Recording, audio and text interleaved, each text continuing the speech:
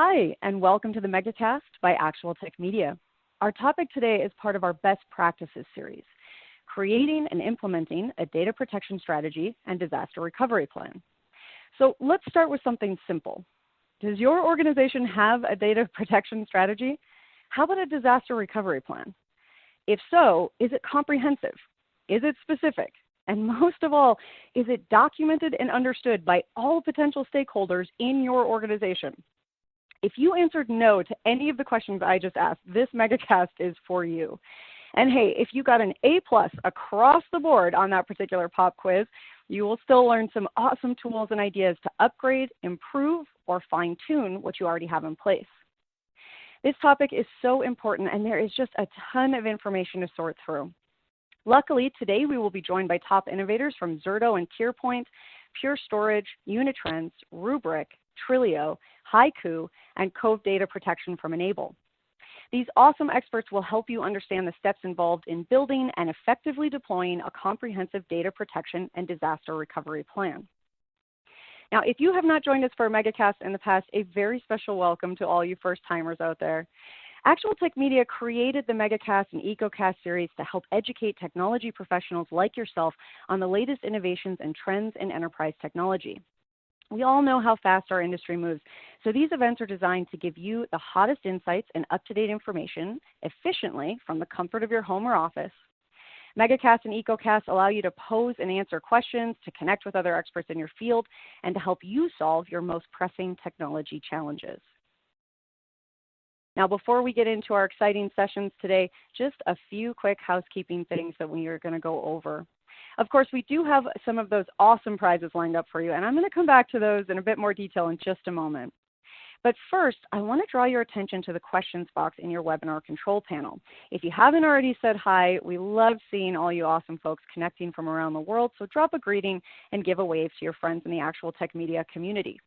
We also want this to be an informative event for you, which means we want to see those technical questions. So throughout today's MegaCast, we hope you'll get engaged and make sure to ask all the questions you have about data protection strategies and DR planning. Not only will we have team members responding to you during the live event, but we will also have a dedicated Q&A session at the end of each presentation. Now, if we do not get to your question during the live event, don't worry. The awesome humans from Zetto and TierPoint, Pure Storage, Unitrends, Rubrik, Twilio, Haiku, and Cove Data Protection from Enable will be following up with you afterwards. Now, we all know that good things should be shared, so when you have one of those aha moments today, be sure to share it with your friends. You can use the Twitter button right there in your audience console, and the hashtag for today's MegaCast will automatically be added to your post. And hey, while you're already in there exploring that audience console, make sure to check out the Handout tab. You're going to find some fantastic resources and takeaways from our speakers here today. We've got an info-packed collection of data sheets, ebooks, product briefs, and more. So click around in that Handout section and download some of those awesome resources. Now, my name is Jess Steinbach with Actual Tech Media. I am so happy to be one of your moderators for this fascinating MegaCast today.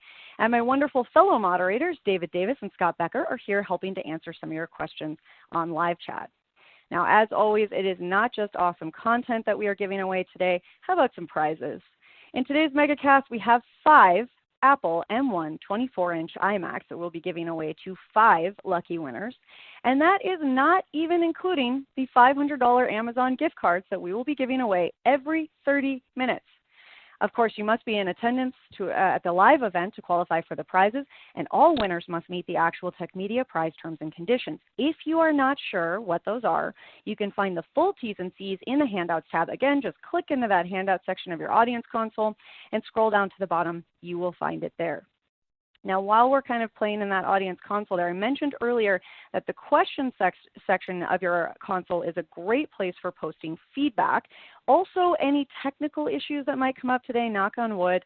A quick reminder that a browser refresh is going to fix just about any tech issues that might come up with slides, audio, or video. But if not, go ahead and throw a comment in that question section, and our crew will be there to help.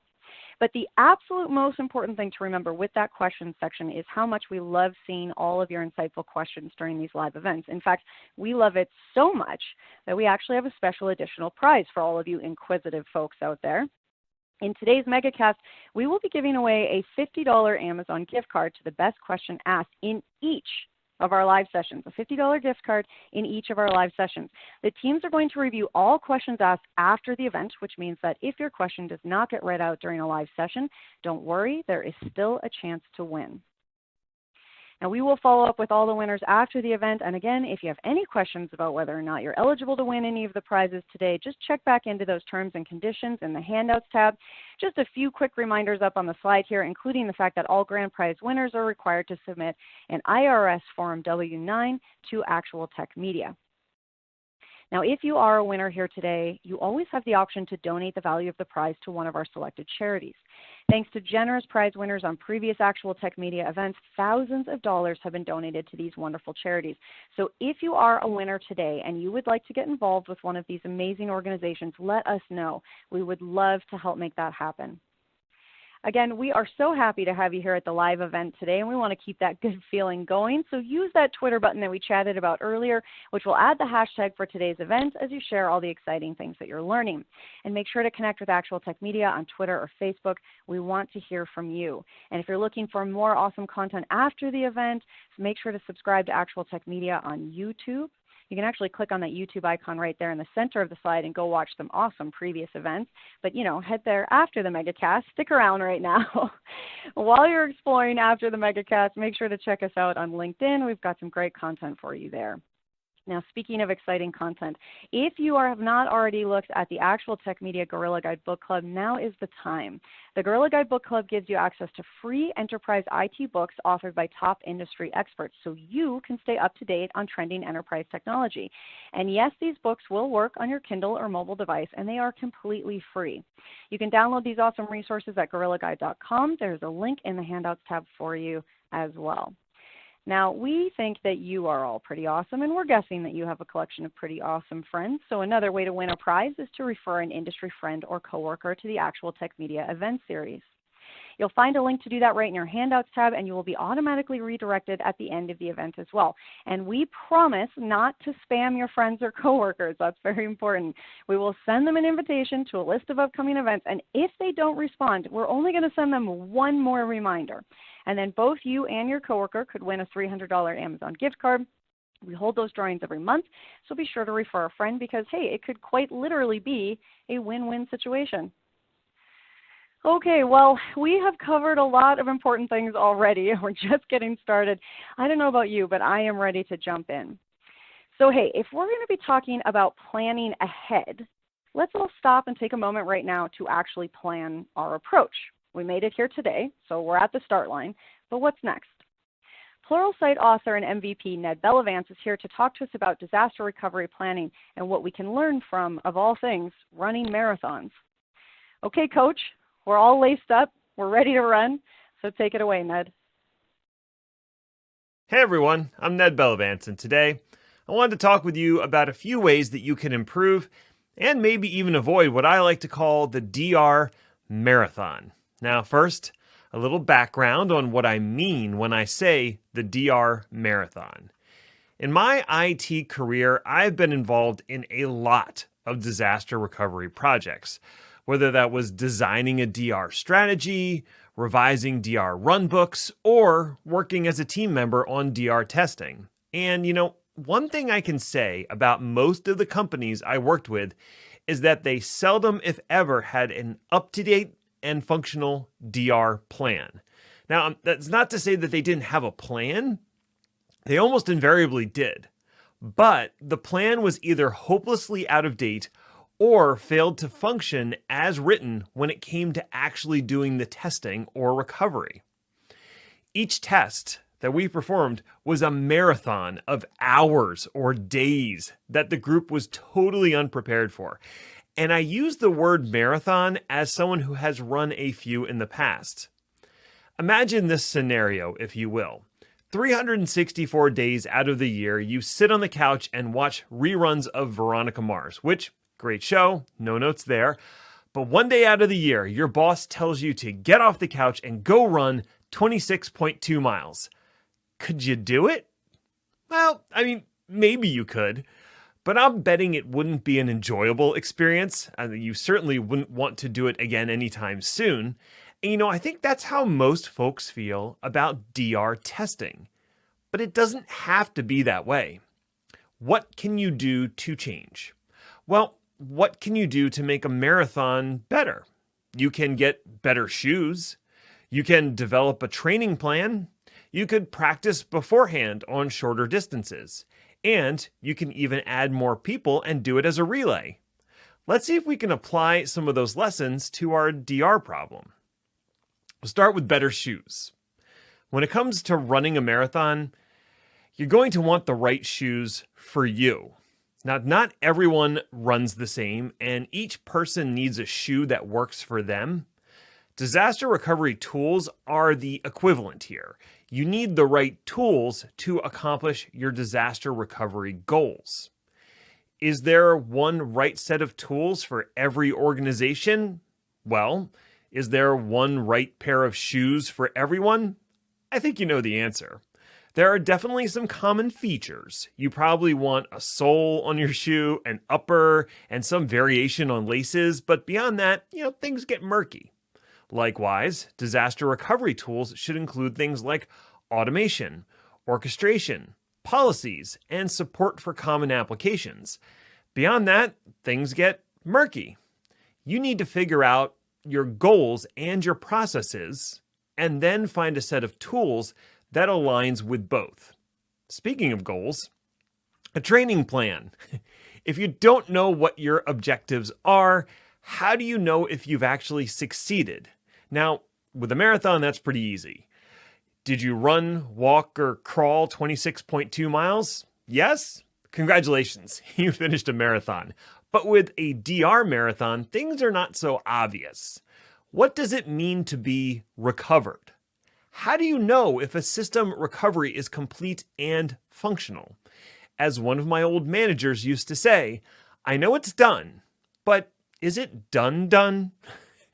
These are not simple or rhetorical questions, and it's up to you to find the answers. Your objectives form the foundation for a training plan, aka a disaster recovery plan. Each plan has well-defined terminal objectives and a series of enabling objectives to get you where you need to go. You're probably already familiar with some of the terminology. We're talking things like recovery time objective, recovery point objective, etc. These are all terminal objectives. If you want to achieve your terminal objectives, you need to engage with the most critical enabling objectives, and those are practice, practice, and practice. So, practice makes the whole thing possible. Finishing a marathon is going to be a lot easier if you train beforehand, and the same goes for DR. And just like training exercises, you're not attempting to go the whole distance in one shot. You're performing an exercise with a goal in mind. Now, in the world of DR, maybe you need to get better at recovering SQL databases. Or maybe you struggle with Active Directory recovery and replication. Maybe the thing that vexes you is user profile recovery. Each of these problem areas should have a DR exercise around them to practice and improve your recovery process. You don't want your first attempt at seizing FSMO roles to be the day you lost domain controllers in your primary data center. So, as you practice and become more proficient at running a DR recovery process, you should also enshrine that knowledge in documents and automation to help others dealing with the same challenges. Just like your data center is more than the sum of its parts, so is a disaster recovery effort. After all, together is better. Now, unlike a regular marathon, the DR marathon is a team sport. Unless you're at a very small organization, your DR plan will include multiple members from different business units and areas of expertise. That empowers you to create well-defined procedures and processes that leverage the subject matter expertise of each team member. They can practice their portion of the process in isolation, and then you pull those processes together and practice them as a team. Again, this is not going to be the full recovery marathon. It's still a practice run. But by breaking up the load and leaning on other people's expertise, each individual has less work to do and can focus on the portions they're most familiar with. Your DR team should be a cross-section of your IT organization, including in-house app developers, InfoSec folks, and the IT ops group. DR testing can feel like a never-ending marathon of misery, but it doesn't have to be this way. With the right tools, solid planning, regular practice, and a winning team, disaster recovery testing ceases to be a marathon and instead becomes a walk in the park. Thanks so much for your time today. I would love to hear your thoughts on how you handle the DR Marathon. You can find me on Twitter at Ned1313 or on my website, nedinthecloud.com. Till next time, stay healthy, stay safe out there. Bye for now.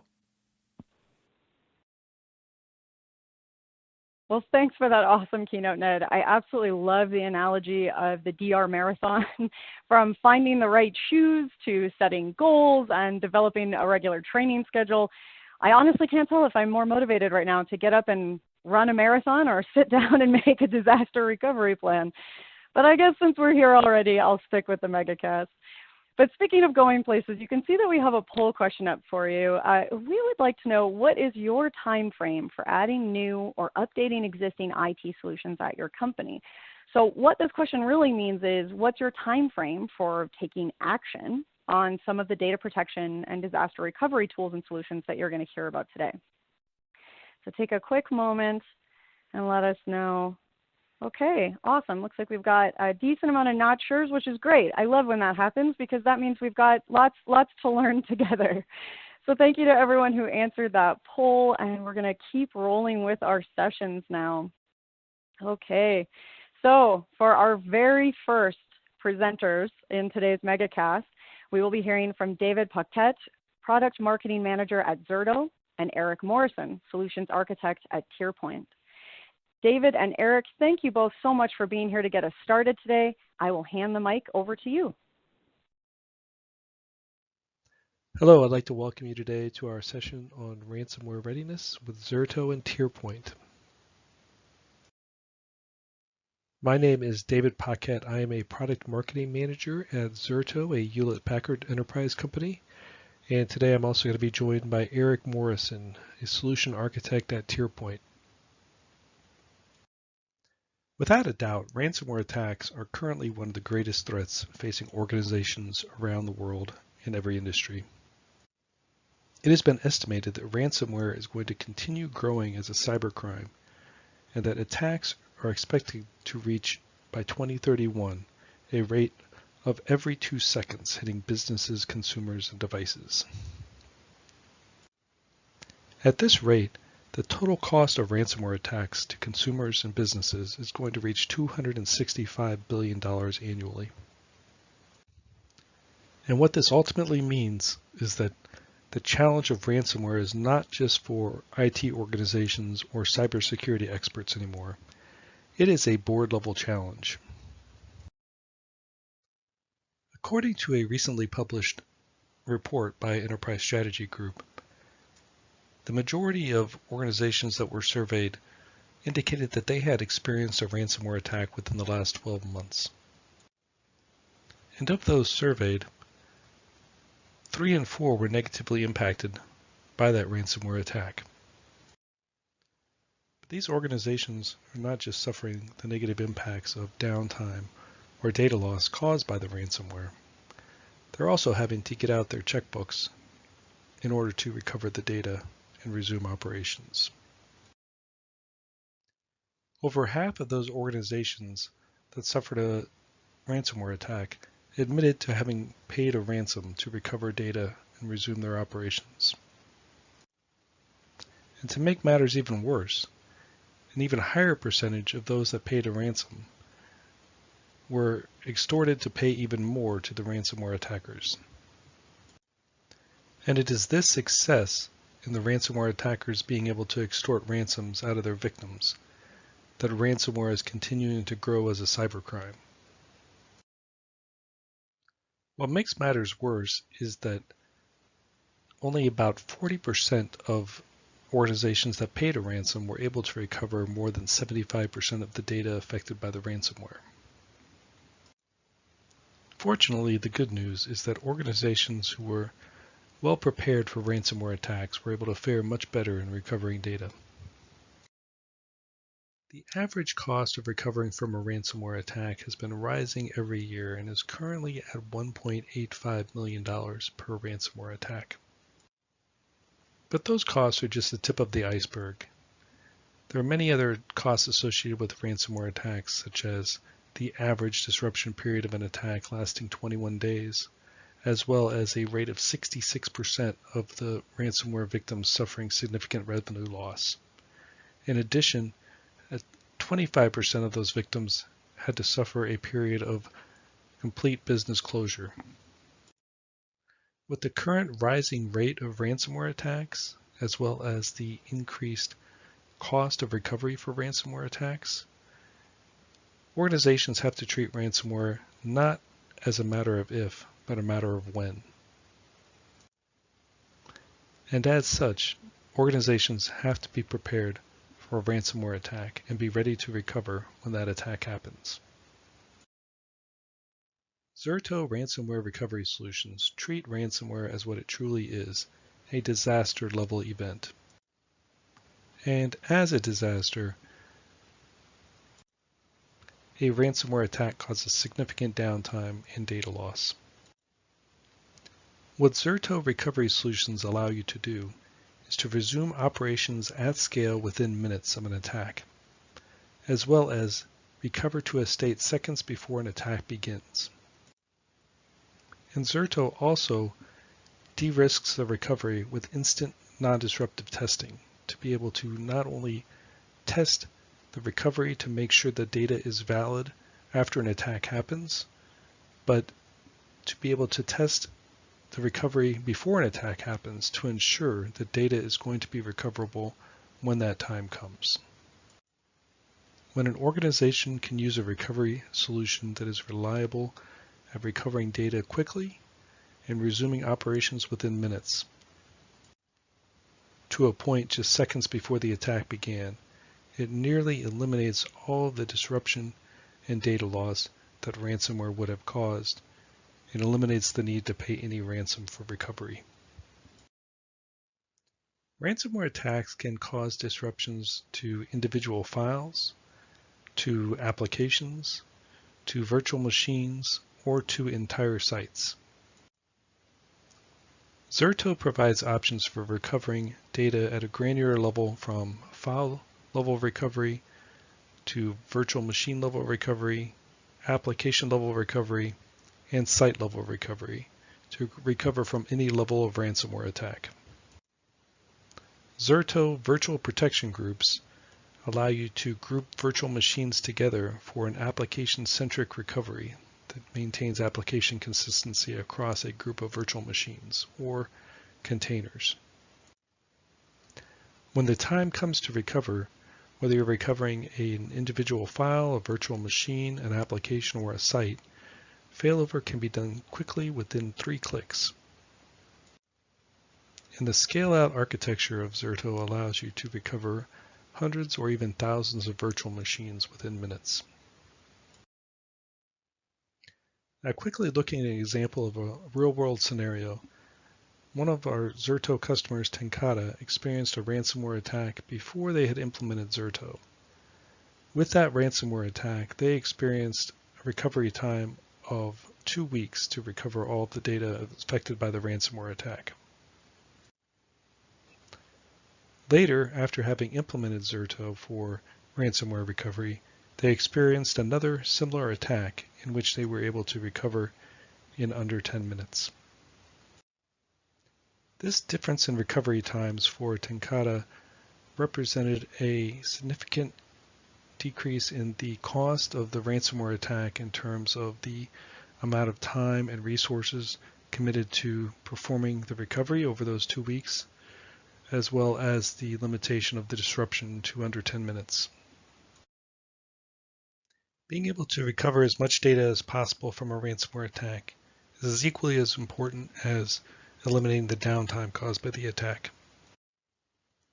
Zetto for ransomware recovery uses continuous data protection, which combines always-on replication providing an RPO of seconds, with journaling technology providing multiple recovery points as often as every few seconds, and application consistency across all of the protected virtual machines or containers to allow for recovery to mere seconds before any attack may happen.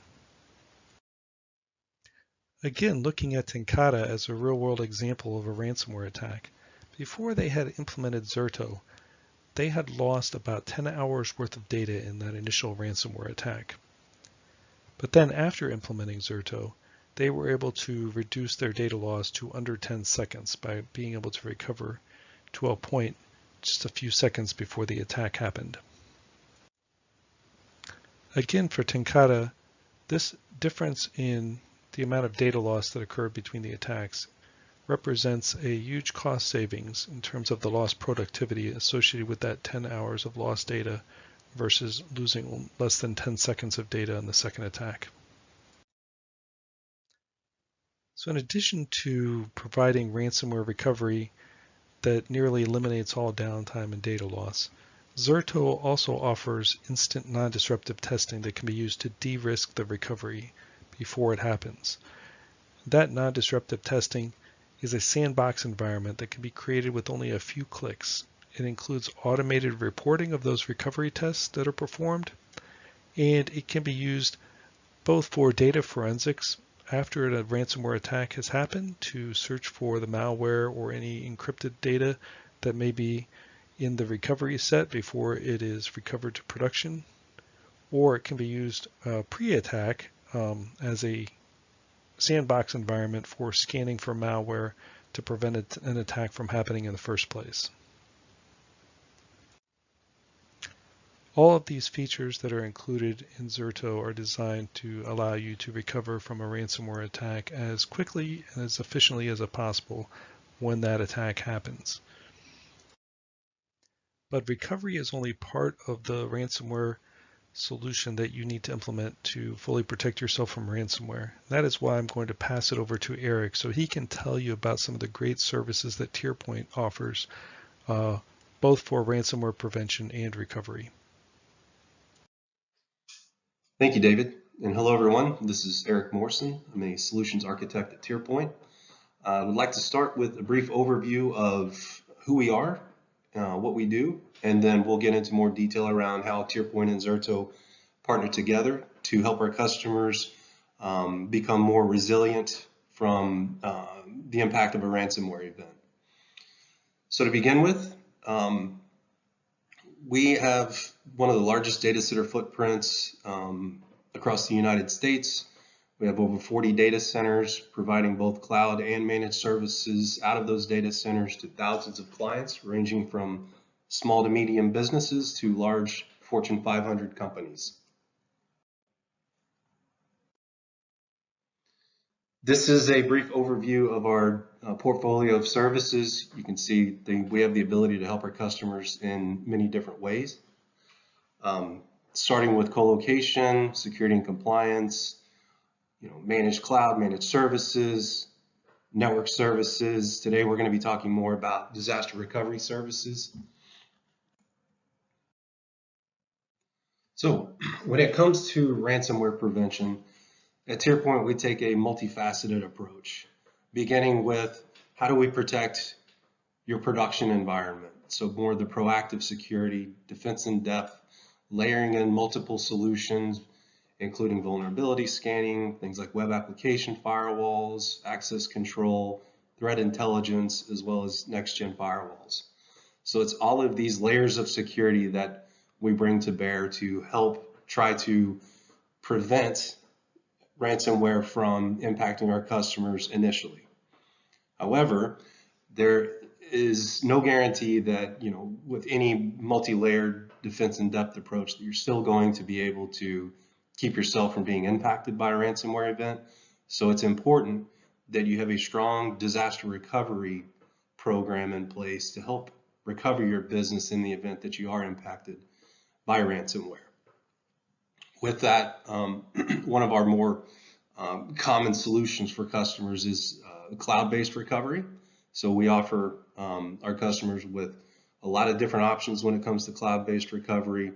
In general, all of those solutions will include runbook creation and ongoing management of those runbooks, ongoing DR testing, as well as ongoing monitoring of the DR environment to ensure that the systems are being protected, RPOs are being monitored, and if there are any issues, we provide ongoing support.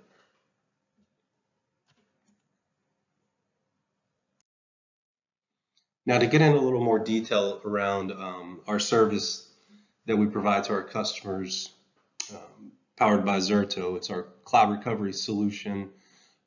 It is an enterprise class recovery solution built with enterprise class hardware. It's a warm site solution, meaning it's primarily more of your pilot light type environment. It includes low RPOs and RTOs for our customers.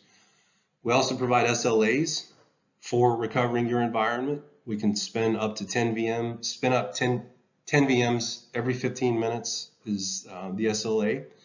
It's a subscription-based DR service, so it's based on the number of virtual machines, the amount of capacity required to recover those virtual machines for compute and storage. We also have flexibility around the target environment. For the Zetto replication, we can recover you to either a private cloud or multi-tenant cloud, just depending on performance characteristics or security and compliance requirements. As it relates to security and compliance, given that our cloud environments are hosted within tier point data centers, our customers get the benefit from our best practice physical security and compliance standards that we maintain. From a recovery perspective, in order to satisfy a lot of the compliance requirements, our customers have to show reporting that they're successfully doing ongoing DR testing, and we help our customers with that.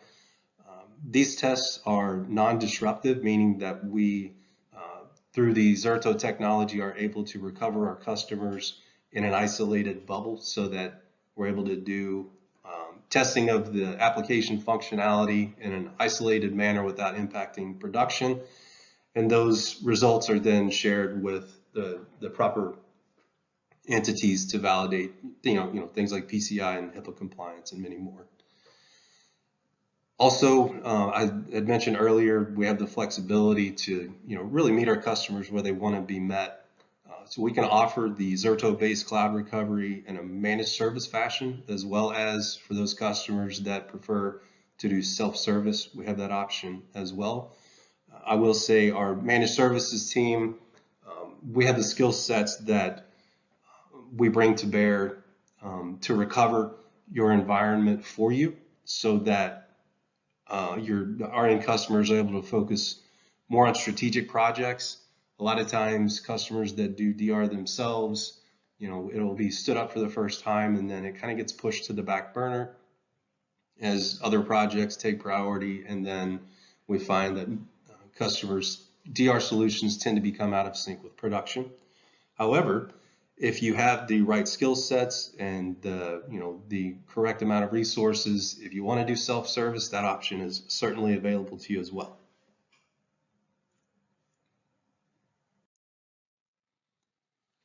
So how do we partner with our customers when it comes to developing a DR program? Well, there are a number of different ways. From the initial design phase, we help our customers really think through how to make the most out of their DR solution. And an example here is not only do we help our customers get virtual machines identified and replicated to the secondary environment, but once that environment is recovered, how do we really make it useful to the business? And one of the key components of that is thinking through the network architecture for end user access. A lot of times that's overlooked. A lot of manual work has to go into making the network configuration set up in a way where users are able to get to the applications again. That's the level of service that we provide with our customers, more the detailed design aspects of it. We also have consulting services where we can do business impact analysis to determine which business functions are most critical to to business operations, which applications are tied to those business functions, and the impact of any downtime of those business functions, which we then would turn that into run books for which applications and business processes are most critical to be brought up first within the cloud environment. We also offer services around business continuity planning. So it's more than just the technical DR solution itself. It's more about the business. How do people resume their daily activities? Where do they go to resume their daily activities? Is it going to be remote, from their homes? Are you going to go to an office location where your end users are going to resume business activities? That's how we help our customers really resume their overall business operations. We also help our customers from the failover execution. As I mentioned earlier, we do offer the managed services for recovering your environment for you. We have DR engineers who will follow predetermined run books that we develop with our customers. They're maintained on an ongoing basis. They're, as I mentioned earlier, from a compliance perspective, they're tested on a regular basis. And with the managed service side of the cloud recovery offering, again, that really opens up your team to really focus on, in the event that there was a disaster, it allows your teams to focus on the disaster and not bringing the business back up and running. So with that, thank you very much. I appreciate everyone's time. And now I'll turn it back over to you.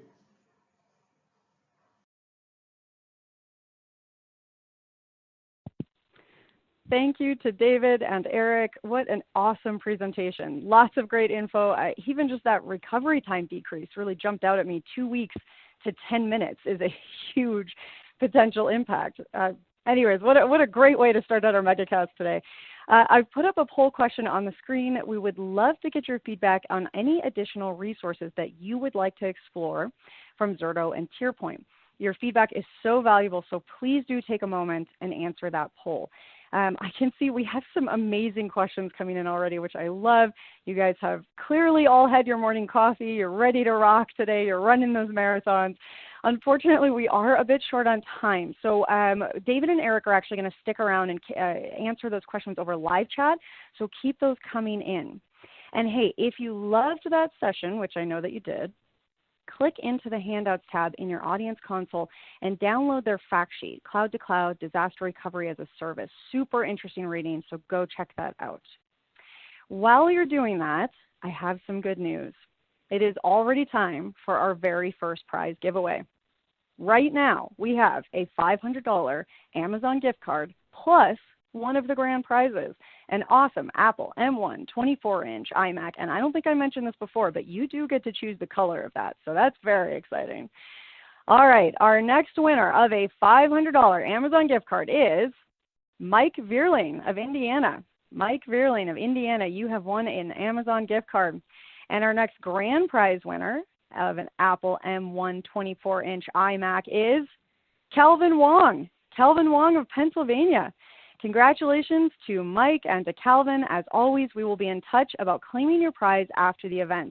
And don't forget that there's still lots more chances to win a prize today, plus that best question gift card after each session, which remember, even if we don't read your question out loud, you're still eligible to win. So get those good questions in. But for now, let's keep zipping right along and jump into our next presentation in the MegaCast. Up next, we are so excited to introduce David Huskisson, Director, Data Protection Solutions at Pure Storage. David, thank you so much for being here on today's MegaCast. The platform is all yours. Hello, I'm David Huskisson from Pure Storage, and for the next 20 minutes or so, I'm going to walk you through how you can create and implement a data protection strategy and a disaster recovery plan. Before we do that, I'm just going to do a quick review of Pure Storage for those of you who don't know us. So Pure Storage was the first industry vendor to deliver all-flash storage, and we started as long back as 2011. We went IPO in 2015, and we started off with our flash array product line.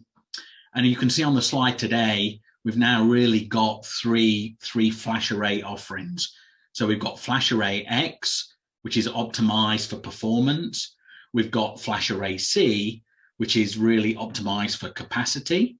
And the newest arrival is FlashArray-XL, which is really designed for performance and performance and scale. So very excited to release the FlashArray-XL. And if you look at what we were sort of focusing, especially XL, is really across the most demanding critical workloads in your organization. So you can see some names there, you know, those workloads that need high capacity and high performance. And also consolidation is extremely important. You want to have as few storage devices in your environment to manage. So really sweating that asset is key to a good return on investment. And obviously, we all know the demands of IT, operations, capabilities are scaling. So really, FlashArray-XL particularly is designed to really scale to more users per workload. So that's really a very quick grounding of Pure Storage and our FlashArray product line. Let's talk about the sort of modern, the modern data center, and talk about resiliency and really building out that disaster recovery plan, because uptime and application availability is absolutely critical. Now, this does look like a busy slide, and really this is the blueprint for our short session today. I'm going to walk you through the different levels that Pure can help you deliver around resiliency and around disaster recovery. And we're really sort of zooming in on some key capabilities. So high availability applications, then the ability to do some data protection by replicating data offsite, but ultimately, still leveraging still leveraging backup, data protection software with Pure. So we're really going to try and sort of mesh all these three things together and hopefully show you how you can architect a resilient data center, protect your data, and have a plan for. Before I discuss some technologies in a bit more detail, I'm just going to give you a brief overview of some of the capabilities that Pure have built to help you design and implement a resilient data center. So apologies again, this looks like quite an eye chart, but let's decompose it a little bit.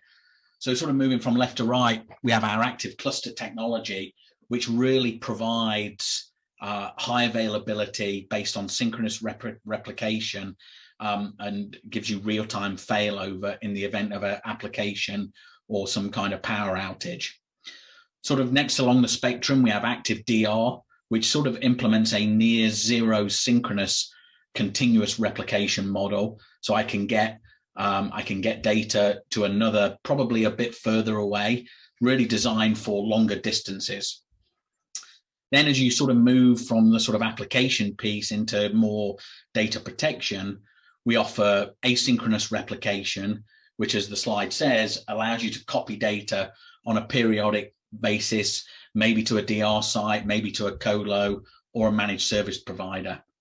We then got cloud integration, so the ability to offload a Pure Storage snapshot into the cloud or an NFS target. And with our cloud block store, you can actually run a FlashArray in the cloud and send your snapshots from an on-prem FlashArray to a public cloud and actually run it as if it were an on-prem FlashArray. And really what sort of ties all this together, one of our main capabilities is our snapshotting, which has been around pretty much since we shipped our first FlashArray. And these are really lightweight immutable snapshots. And we've also been working on some enhancements to give you some protection against a potential ransomware event. And really what ties it all together, which gives you that modern data experience, if you like, is what we call our Pure One management portal. And this, it combines some AI technologies and the ability to look at your fleets of FlashArrays from a single place, and also help you log tickets and all the kind of work that you need to do when you're running a storage infrastructure. So let's start by looking at Pure's high availability solutions, and let's dig in a little bit to Active Cluster. So Active Cluster provides true high availability for your mission critical applications. Replication occurs between flash arrays synchronously. This means that the data is identical on all the flash arrays in the cluster. So if an event does occur that causes an outage, such as a power failure or some kind of natural disaster, applications can seamlessly continue to carry on from other volumes. Failure is absolutely transparent to the end user. In more complex environments, it's possible for storage and application managers to select preferences on where they want failover to occur. Pretty important if you've got a huge cluster with lots of hosts, etc. It's also possible to perform some simple management tasks from either side of the mirrored storage whilst everything's up and running, such as creating clones or snapshots. One of Active Cluster's biggest plus points is it just doesn't require any bolt-on software components or any kind of special licensing. Just make sure you're on the correct version of Purity and off you go. So having looked at Active Cluster, let's spend a little bit of time now just digging into what we call Active DR. I mean, Active Cluster is a great solution where you have a low latency network, because obviously you're synchronously replicating in Active Cluster. But obviously a lot of organizations have multiple sites spread across really large distances, potentially international. So what actually happens when you've got that kind of environment? How can I get my data from my live data center to another, to another data center that could be many thousands of miles away? This is where Active DR can really help. Active DR provides near synchronous replication, which delivers that sort of near zero RPO. One of the major advantages of Active DR is it will work over standard network links. We perform compression over the network, which obviously reduces the bandwidth required, and there's no complexity around journal devices or to provision or manage. And Active DR is smart enough to know if there are significant delays in replication, it will automatically re-baseline from a snapshot in the production site, certainly in this example, and that will bring you back up to speed again. And again, much like Active Cluster, you don't need any special components or special licensing. Just make sure you're on the right version of Purity, and then off you go. So let's kind of tie them all together, and let's just look at this sort of concept of end-to-end resiliency and disaster recovery. And you can see on the slide here, you can just mesh these technologies together quite nicely. With Active Cluster, I can provide that true, transparent, high availability failover in my production data center, then over a low latency network. And then I can if I need to get that data and then get it globally, I can then use Active DR to replicate that data, pretty much keep things in sync, obviously baseline if there's a problem. And then we actually have a cloud mediator built into our Pure One that prevents you getting into kind of split brain situations, which is super critical when you're talking about application resiliency. Okay, so I've spent some time so far talking about application and a storage availability and resiliency with Active Cluster and Active DR, and how you can provide that high levels of resilience for your mission critical applications and data. To really close out the session today, I'm going to talk in some detail about some of the solutions we've developed that focus more on data protection. So really protecting that mission critical data by moving it to different locations. So at the bedrock of all of Pure's data protection solutions is Pure Snapshots. But quickly, what makes Pure Snapshots so special? Well, it's pretty simple. You can instantly snapshot any volume with zero performance or capacity overhead. And this is actually because there's no data movement at all. We're not copying blocks or moving blocks. Pure Snapshots are effectively just creating pointers and references to the actual data, which opens up a whole world of capabilities. And some of these you can see on the screen here that allow you to be super agile and super flexible about taking those snapshots and then moving them to an alternative destination. So let's have a look at those alternative destinations. And here you can see there's quite a comprehensive list of targets, if you like, where we can move those snapshots to. So you can see there's certainly ones you'd expect. There's snap to array, can move that snapshot to another array. The snap to NFS, so I want to move it to an NFS share, that's great. But I think the two interesting ones are the two in the middle. There's Cloud Snap to Azure and Cloud Snap to AWS. And really what that technology allows you to do, probably you can guess, is you take the snapshot on your flash array, and then I can copy that snapshot into Azure or into AWS, which is terrific. So that gives you a level of off-site resiliency. But that's only sort of part of the story. So, how can I leverage that snapshot when it's actually sitting in the cloud like AWS or Azure? And so Cloud Snap is the basis, but really we have a technology called Cloud Block Store, which is effectively a version of Flash Array, which is running in the cloud. So obviously it's not an on-prem flash array, but it's running Purity. And as far as your applications, your storage administrators are concerned, it is actually a operational, fully running flash array. So think about the disaster recovery options you've got now. You can see on the screen here, you've got all your on-premise, you've got all your on-premise capabilities. We'll talk about true data protection in a moment, but using Cloud Snap, I can take those lightweight snapshots on my flash array on-prem and get that into Azure or AWS, and then I can attach it to a running, fully functional flash array running in AWS or in Azure. So that now gives me extra options. It may not perform like a on-prem flash array, but I can get my data, I can do some data mining, I can get my access to my application data all in the public cloud. So we're super excited about the Cloud Block Store technology, and it just gives you another layer of resiliency and disaster recovery if you have a catastrophic on-prem outage. So really, just to wrap up the session today, I just wanted to talk a little bit about our safe mode technology.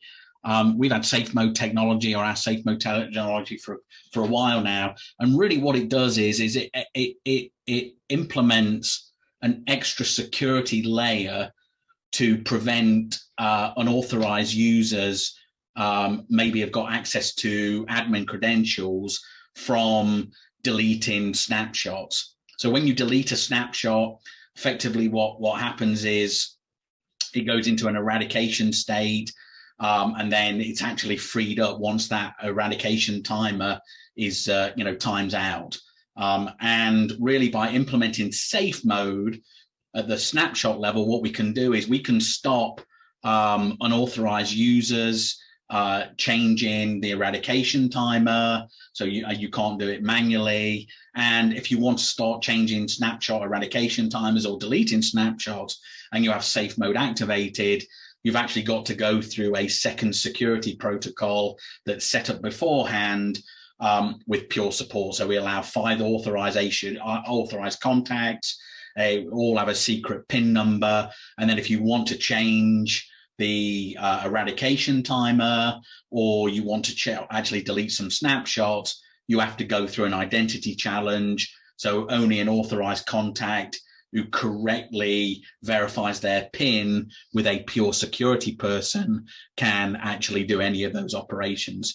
And it gives you another obstacle, if you like, that you want to put in front of a potential ransomware kind of attack. It's not a silver bullet, but again, it's just another obstacle to make any kind of snapshot deletion really difficult to do. And obviously you'll have mission critical snapshots. So getting them to be managed by safe mode is a really smart idea. And then finally, I just wanted to spend just a few moments talking about our data protection ecosystem and our data protection partners. So for the last 3 years, we've actually built a variety of solutions with our Flash Array and our FlashBlade technology. FlashBlade being our high performance, scale out, fast file and object storage platform. And you can see a variety of names on the screen here. But when it comes to actually doing classic backup or data protection, we've partnered very closely with all of the key players in the industry here. In fact, with Cohesity, we've partnered even more closely because we actually have a joint engineering and kind of a resell agreement with Cohesity. So go look at purestorage.com.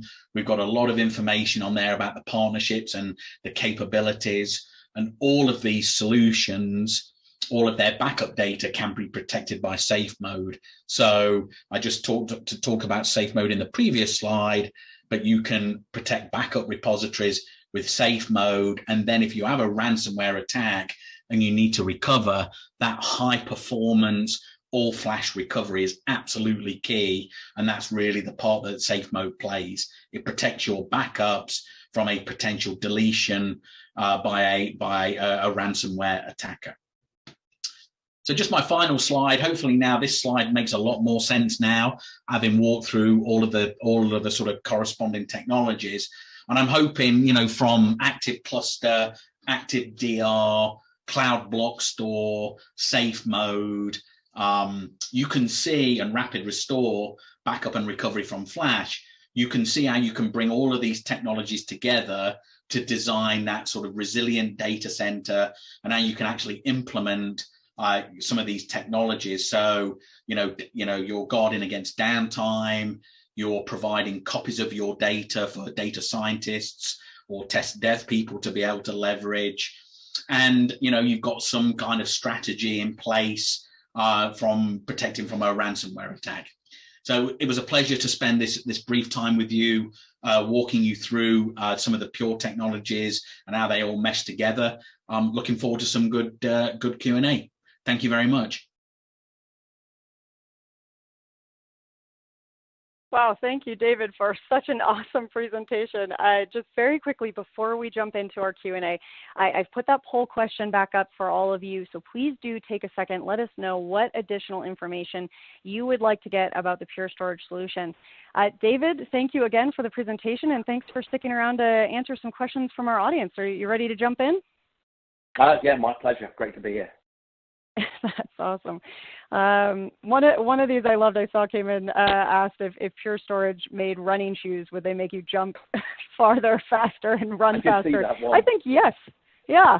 I think yes. Yes. Yeah, I think yes. we can safely say it would at least improve muscle memory, right? That's all right, well, let's jump into some of these questions here because there are a lot of great ones for us. I actually wanted to start with this one from Catherine. She's asking about the process of changing retention settings once safe mode is enabled. Yeah, so that's a really interesting question. And if once safe mode is, the whole reason we have safe mode designed as it is if you have your credentials compromised, obviously an attacker can go in and change retentions and so on. So if you've got safe mode activated, if you want to change anything around those safe mode policies, you actually have to go through the authentication process, which is simply, there are authorized users. When safe mode set up, we identify authorized users on site. They all get a unique PIN code. And so if you want to change something, there's effectively an identity challenge during the support cycle. You log a support call through Pure One. There's an identity challenge, and you have to be an authorized user, and you also have to have your own PIN code. And if you're neither of those, then no changes can be made. So it's really about putting a person in the middle, if you like, of the sort of change, but having a person challenge the requester, you know, for that authorized email address and that PIN code. Okay, perfect. We've got a few questions about VM and vVol and SQL, so I'm going to read this one out, and maybe you can dig in a little further around. When setting up VMware volumes on Pure, do you utilize vVol so that you can fail over individual VMs, or do you have a volume per server? This is so you can fail over failback individual VMs. So this is a really interesting area, and probably, you know, this is almost a call. This is almost 60 minutes of, this will be a 60-minute sort of technical discussion all of itself. So we are moving to a vVol model. It's, you know, there's a lot of complexity and detail around it. So I'd certainly urge those, I did see some of those questions here. I'd certainly urge those of you who have got a strong interest in vVols to connect with us offline, because I think there's a lot of interesting things we can share, and we've got some really good best practices around deployment. So I'd really, rather than try to get into the complexities here, I'd really urge you to connect with us offline. I love that. Yeah, and that was something that I think a few people expressed interest in. So please do take David up on that and reach out. Okay, well, let's move to this one from Mark. He's wondering about what happens, you know, is there a possibility of the backup being infected? How can you prevent that from happening? Yeah, I mean, of course, I mean, there's always possibilities of a backup being infected. And I guess, you know, I think really the right way to approach this is, you know, any kind of sort of defense in depth, any kind of ransomware kind of protection situation or strategy you want to deploy, you know, we can secure things at the kind of storage layer, but I guess we are one link in the chain, right? And I know a lot of the data protection vendors that we work with are starting to implement sort of scanning technologies, and we are also, from a Pure perspective, one of the pieces we're going to deliver. I really don't like to get into roadmaps and delivery dates, but something you will see from us, you know, over in the next couple of quarters, is the ability for Pure One, using its AI engine, to look at the behavior of what's going on your file systems that are running on Pure. So what that really means is, you know, if we're seeing strange deduplication rates, you know, that often means there's some third party or some nefarious process going on. So, you know, we will be able to detect if things are happening in your backup repositories. So that's something that we will bring to Pure One a little bit later. But I work very closely with all the major data protection vendors, and they are going to incredible lengths to try and secure, you know, backup data. And some of them have got into scanning. A lot of them have got into locking down credentials. So it's really difficult to, you know, to go and infect, you know, backup. So it's not just this is a industry-wide infrastructure effort to secure, you know, organizations' backup data. Yeah, absolutely. Okay, how about this one here? Does it support multi-cloud architecture? So it's specifically calling out if you have production and DR being in different clouds.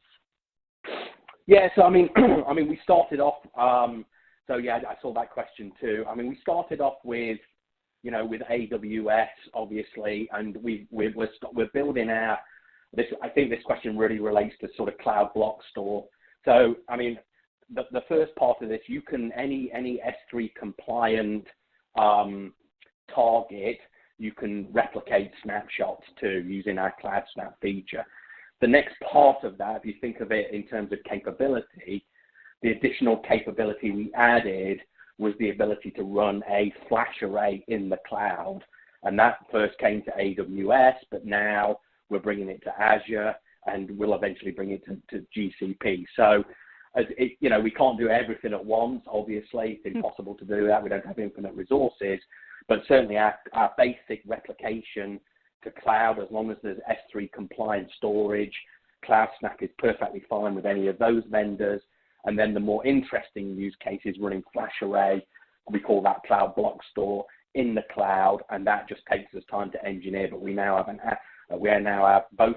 We have Cloud Block Store for AWS and for Azure, and it will come for GCP later.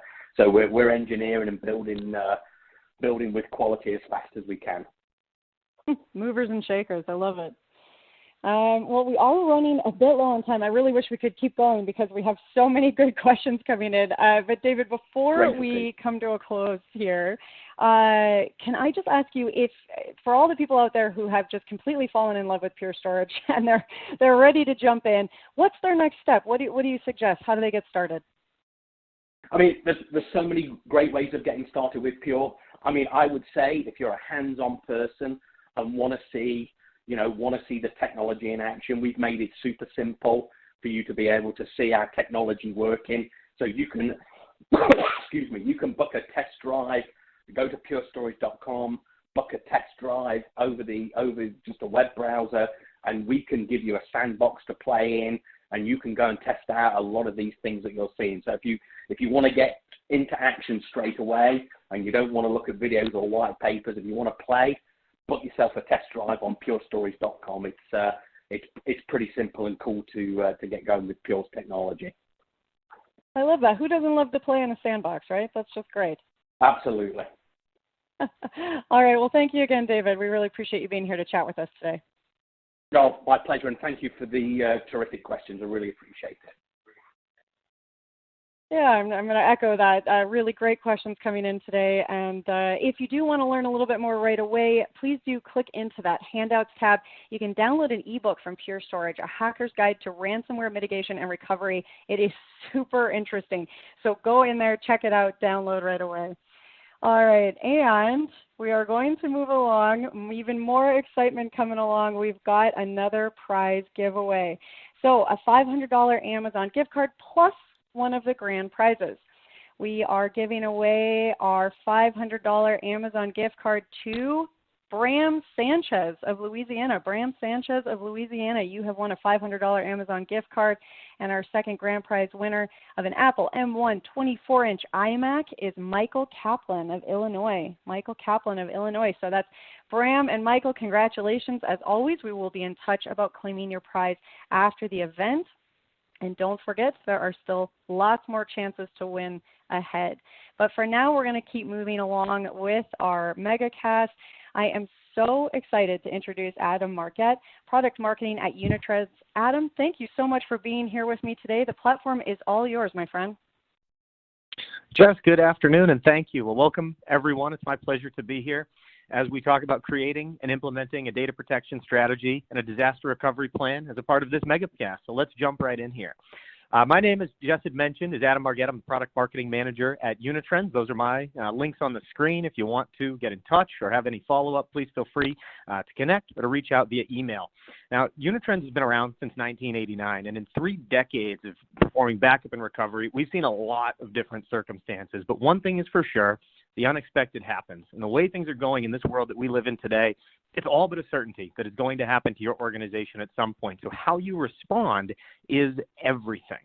When it comes to the reality of a DR event, we typically see it boiled down, broad strokes, to one of 2 scenarios. So a user calls you up. Maybe they send in a Teams chat. They submit a ticket or email. Hey, Adam, I can't access my files. I'm locked out. I've got some weird message on my screen. So it's a pause. It's a deep breath. All right, now what? So we start digging in, we investigate. There's ransomware in the environment. Maybe somebody clicked a bad link. There was a malicious macro within a document that got opened up. And now that infection spread laterally, as it wants to do. There are dozens of machines that are infected. You start to begin that triage. Machines are quarantined, and it comes time to do that restore. And the backups aren't working. They're no good. Maybe it's some dependency that's been missed. The malware was dormant. It's within your backups. You can't restore in time, and now the bosses are blowing up your phone. In scenario number 2, You get that same call about being locked out of files, a weird message demanding ransom being paid in Bitcoin. But this time, you're springing into action because you've established a disaster recovery plan specific to this incident. You understand the strategy, what's critical, and how you're going to respond in this particular situation. Beyond that, you've regularly tested your backups so you know that they're working, and you know with confidence what the recovery point and recovery time objectives are that you can expect. Now, you've executed that DR runbook, and before you know it, you're back up and running. The big difference between these two scenarios is that in scenario one, we're trying not to panic. In scenario two, you've got a DR plan with a defined purpose, scope, backup and recovery strategies, the technology stack behind it to address these specific incidents. You have immutability, a way in which you're able to secure backups, potentially offline or air-gapped, maybe in a cloud service so that they cannot be modified, changed, encrypted, or deleted. Maybe you're leveraging disaster recovery as a service. You've got a partner. We see this a lot in smaller organizations, a cloud provider that's going to assist or act as an extension of your team with spin up and failover of mission critical assets so that you can maintain productivity in the event the local site is unavailable during the incident.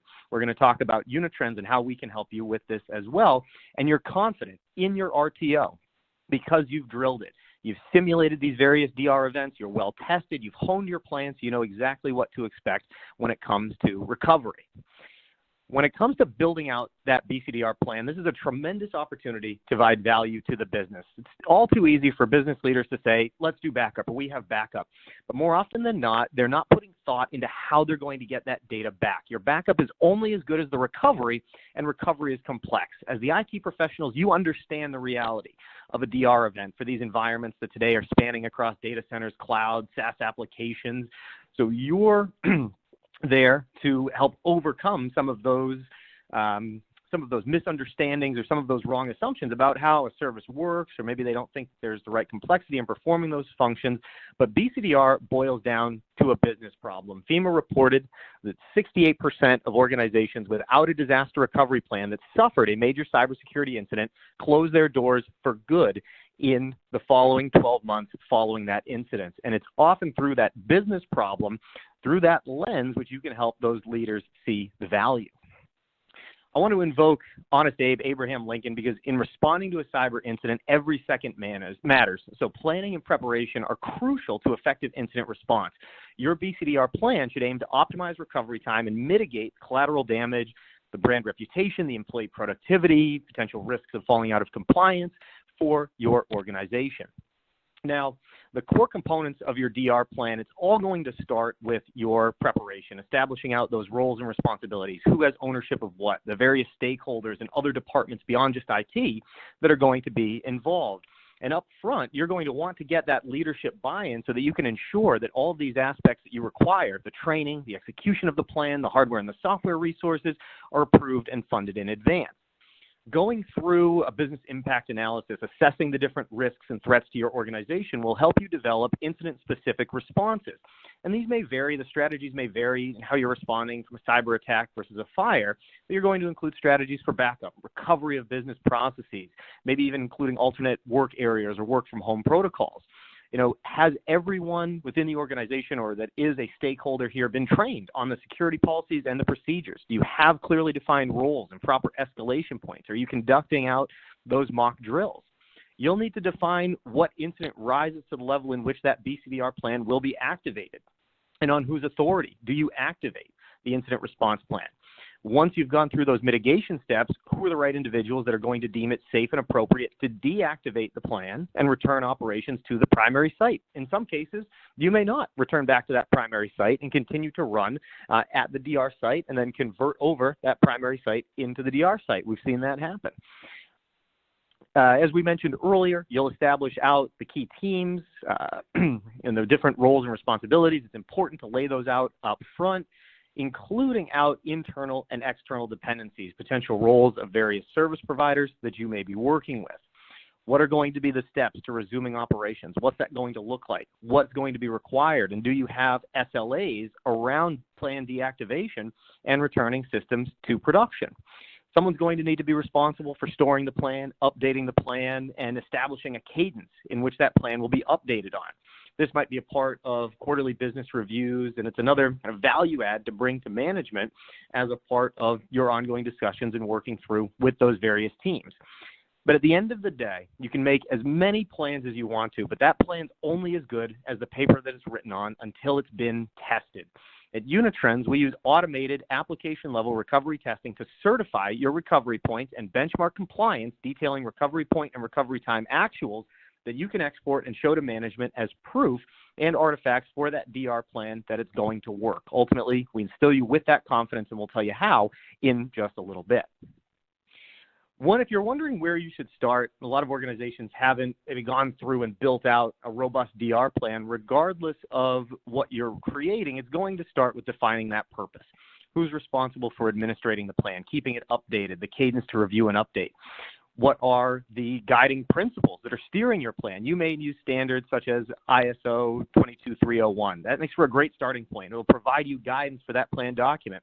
You may also want to draw upon relevant frameworks that are provided by organizational bodies such as NIST, ISACA, CIS, or others, and consider as well where you may have clients that are within a specific industry that have or fall under regulations, whether that's GDPR, it could be CCPA if you're working with clients in California, if you're collecting credit card information, PCI DSS applies, HIPAA for healthcare organizations, so on and so forth. The plan will cover how to get things back up and running, those critical business functions, but it's a combination of people, processes, and technology. All too often, we haven't thought through the top two of those bullets there, and a lot of times it focuses on the technology, not necessarily those human elements and those processes that are involved as well. You'll want to define how often the plan is going to be tested, who is testing it, what are the outputs that plan will generate.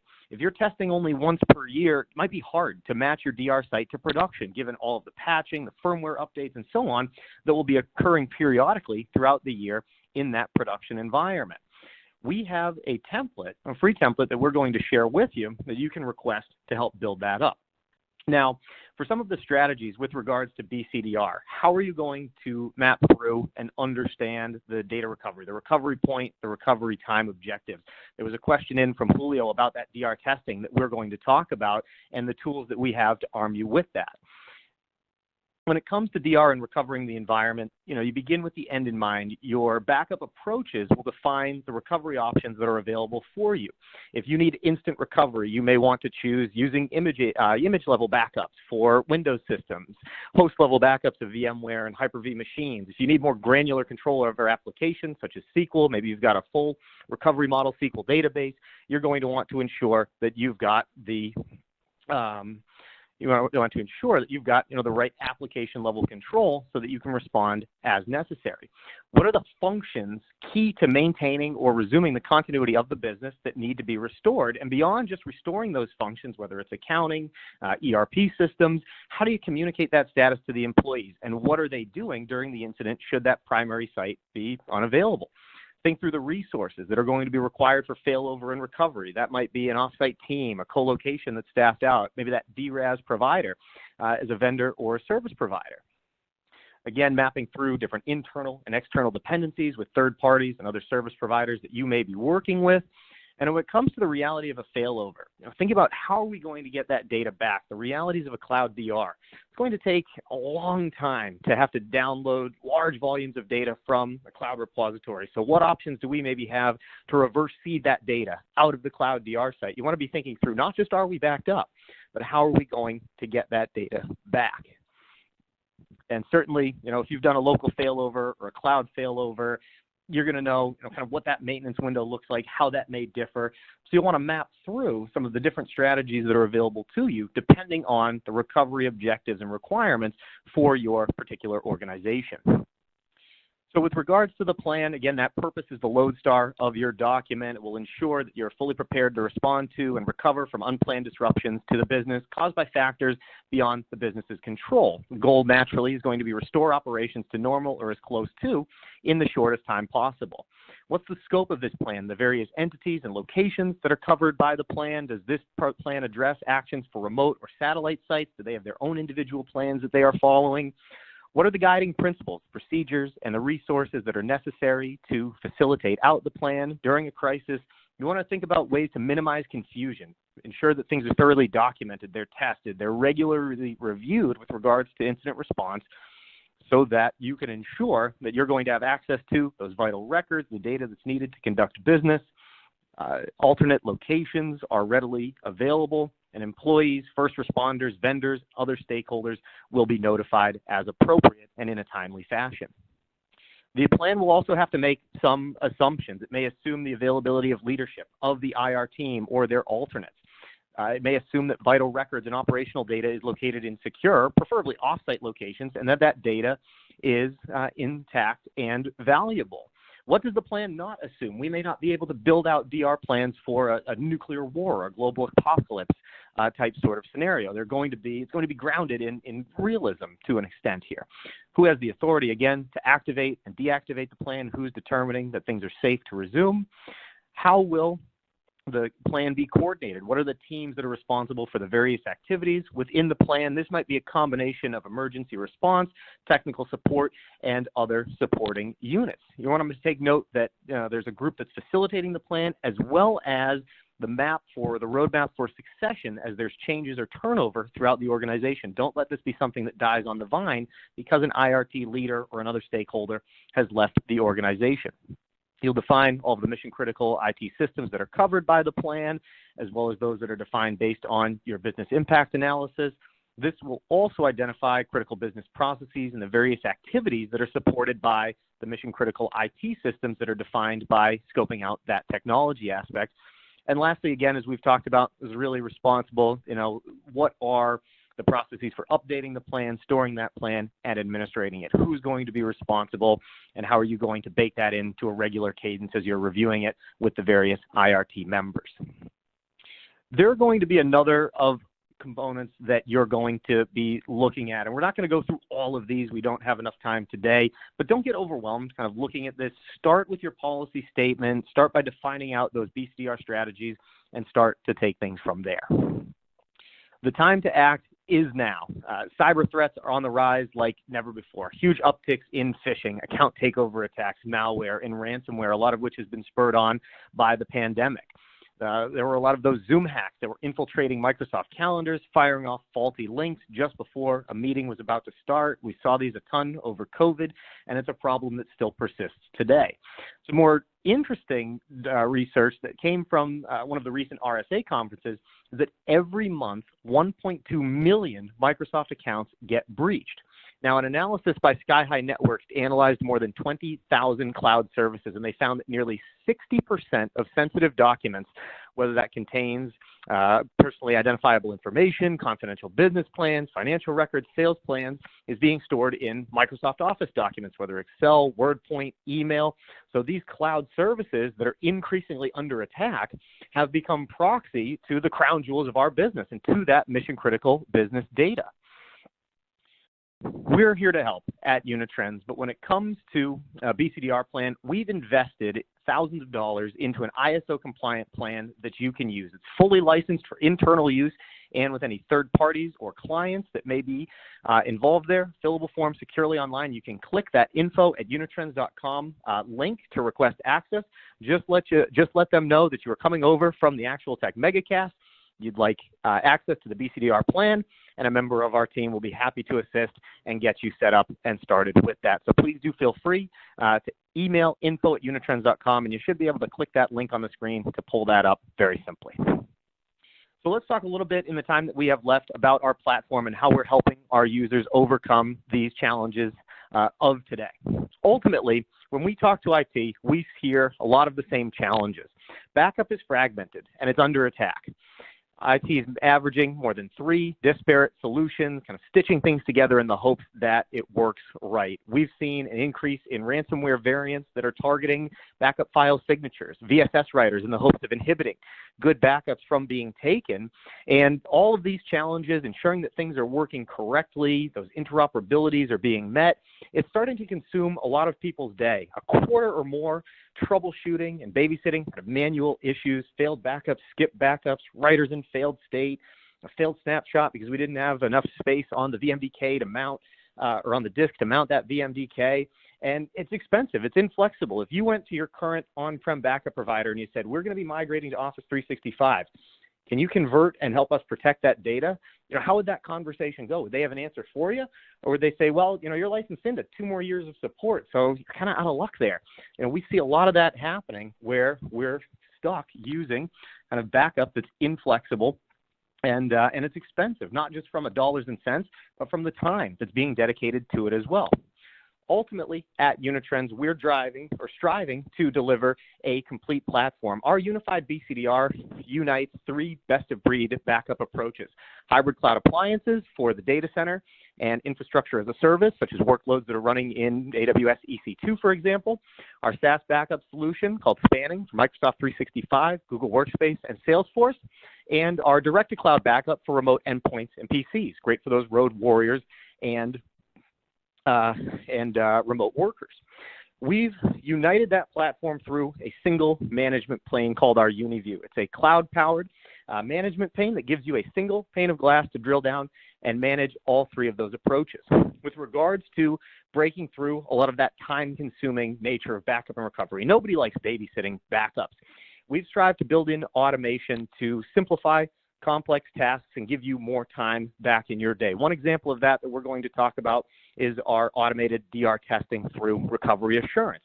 But we're also bringing our automation into the infrastructure use case. It's not uncommon for backup vendors or backup solutions to be reliant on various environmental utilities. We mentioned VSS earlier.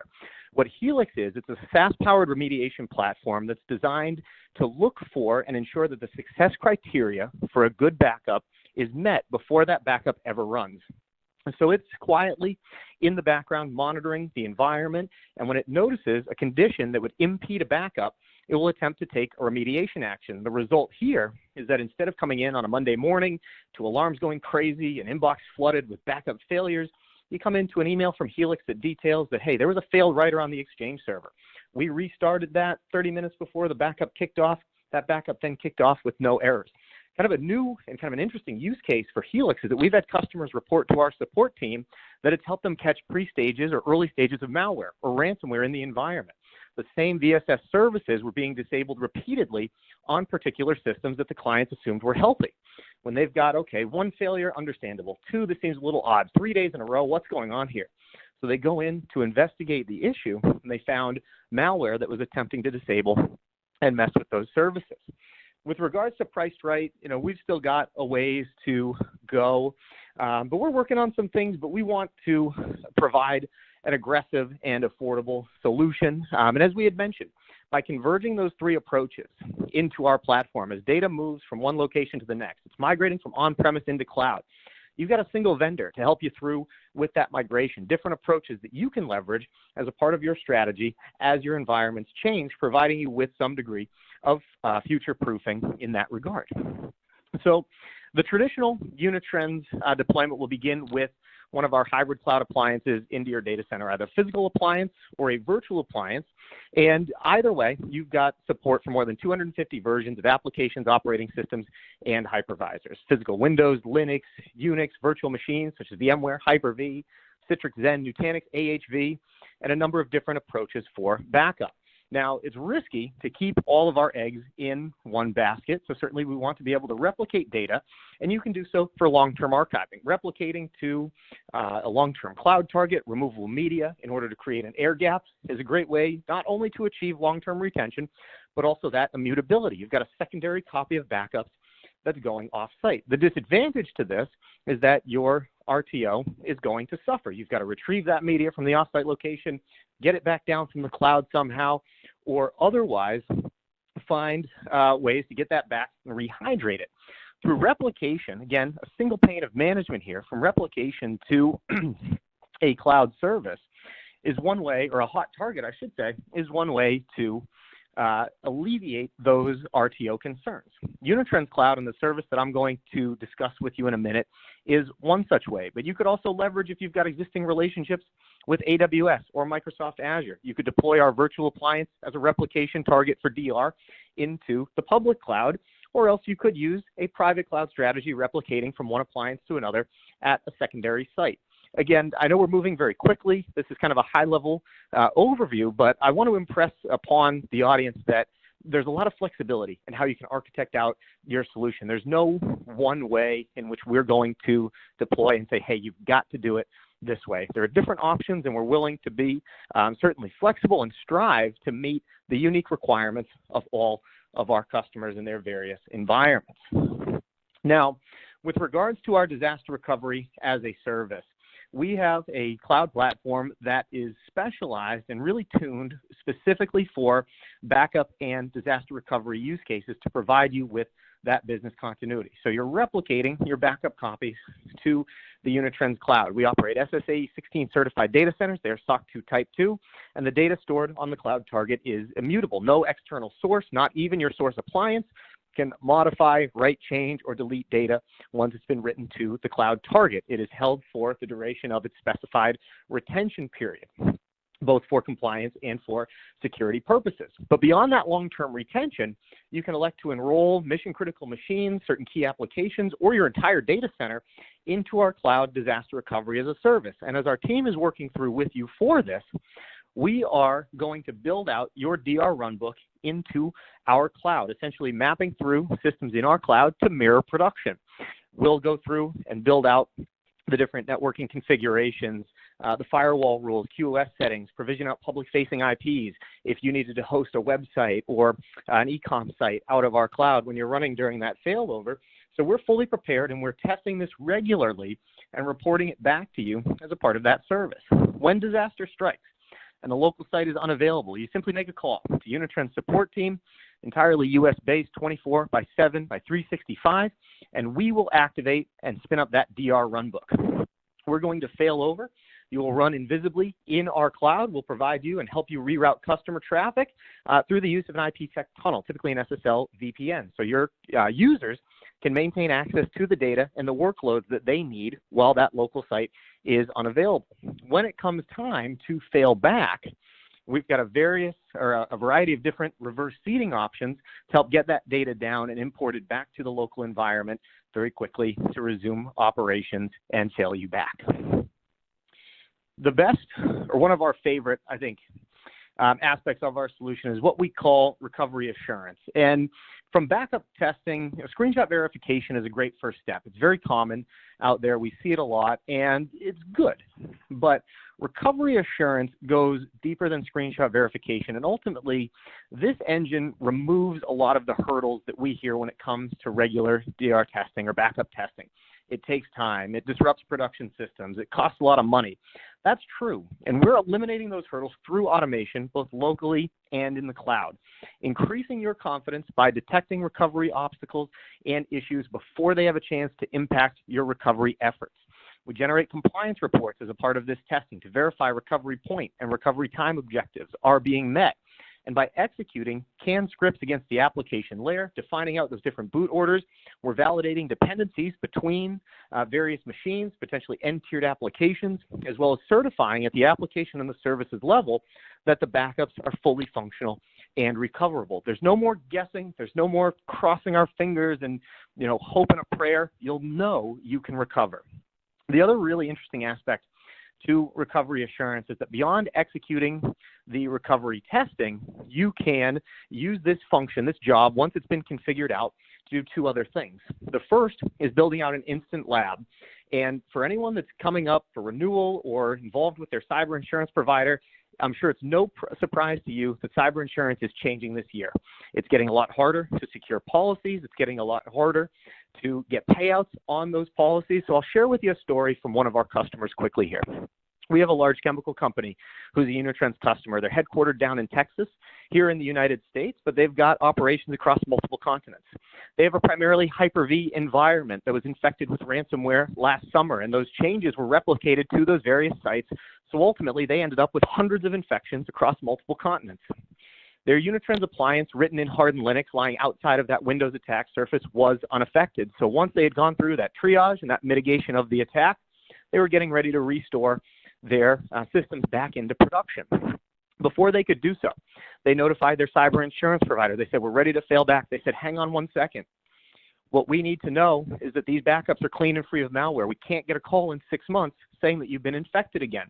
So what the customer did was, using that recovery assurance, they took their VMs in batches of about 10 or so and spun them up within an isolated lab environment. There was no network connectivity, no live NICs here. They were spinning them up in isolation. They executed not only recovery assurance, but they came in with a third-party tool provided by Carbon Black to perform additional scanning deep into the backups to ensure that as they were spinning up these systems, they were functional and they were clean and free of malware. So the combination of recovery assurance and the some of that post-testing through Carbon Black enabled them to meet their business continuity and their cyber insurance requirements. Once those backups were clean, they were able to point that same job at production and fail over. So it was fully orchestrated based on how they built out their recovery assurance jobs. They spin up the lab, tear it down, and then push those backups into production once they have been verified and validated. So at this point here, I'm going to turn things back over to Jess. I do see that we've got a number of questions that have come in, so I will let her kind of pick and choose from those. And how do you even choose? There's so many good ones here. Adam, that was amazing, and you got some high fives from the audience as well. You are just a lot of great information and a really fun presentation. I appreciate that. Thank you. We do have a lot of questions. I hate to say this, but we are very low on time, so we're going to have to keep it a bit short. As you said, Adam, there was a lot of information to cover. I do want to call out, it looks like you've got some contact info up on the screen right now.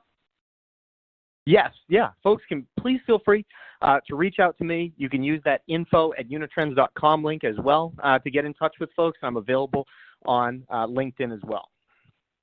Okay, well let's zip through a few questions while that's up. I'm gonna move over to the poll, but I will put Adam's contact back up right as we wrap. So if you just missed that, I'll put it back up in a moment.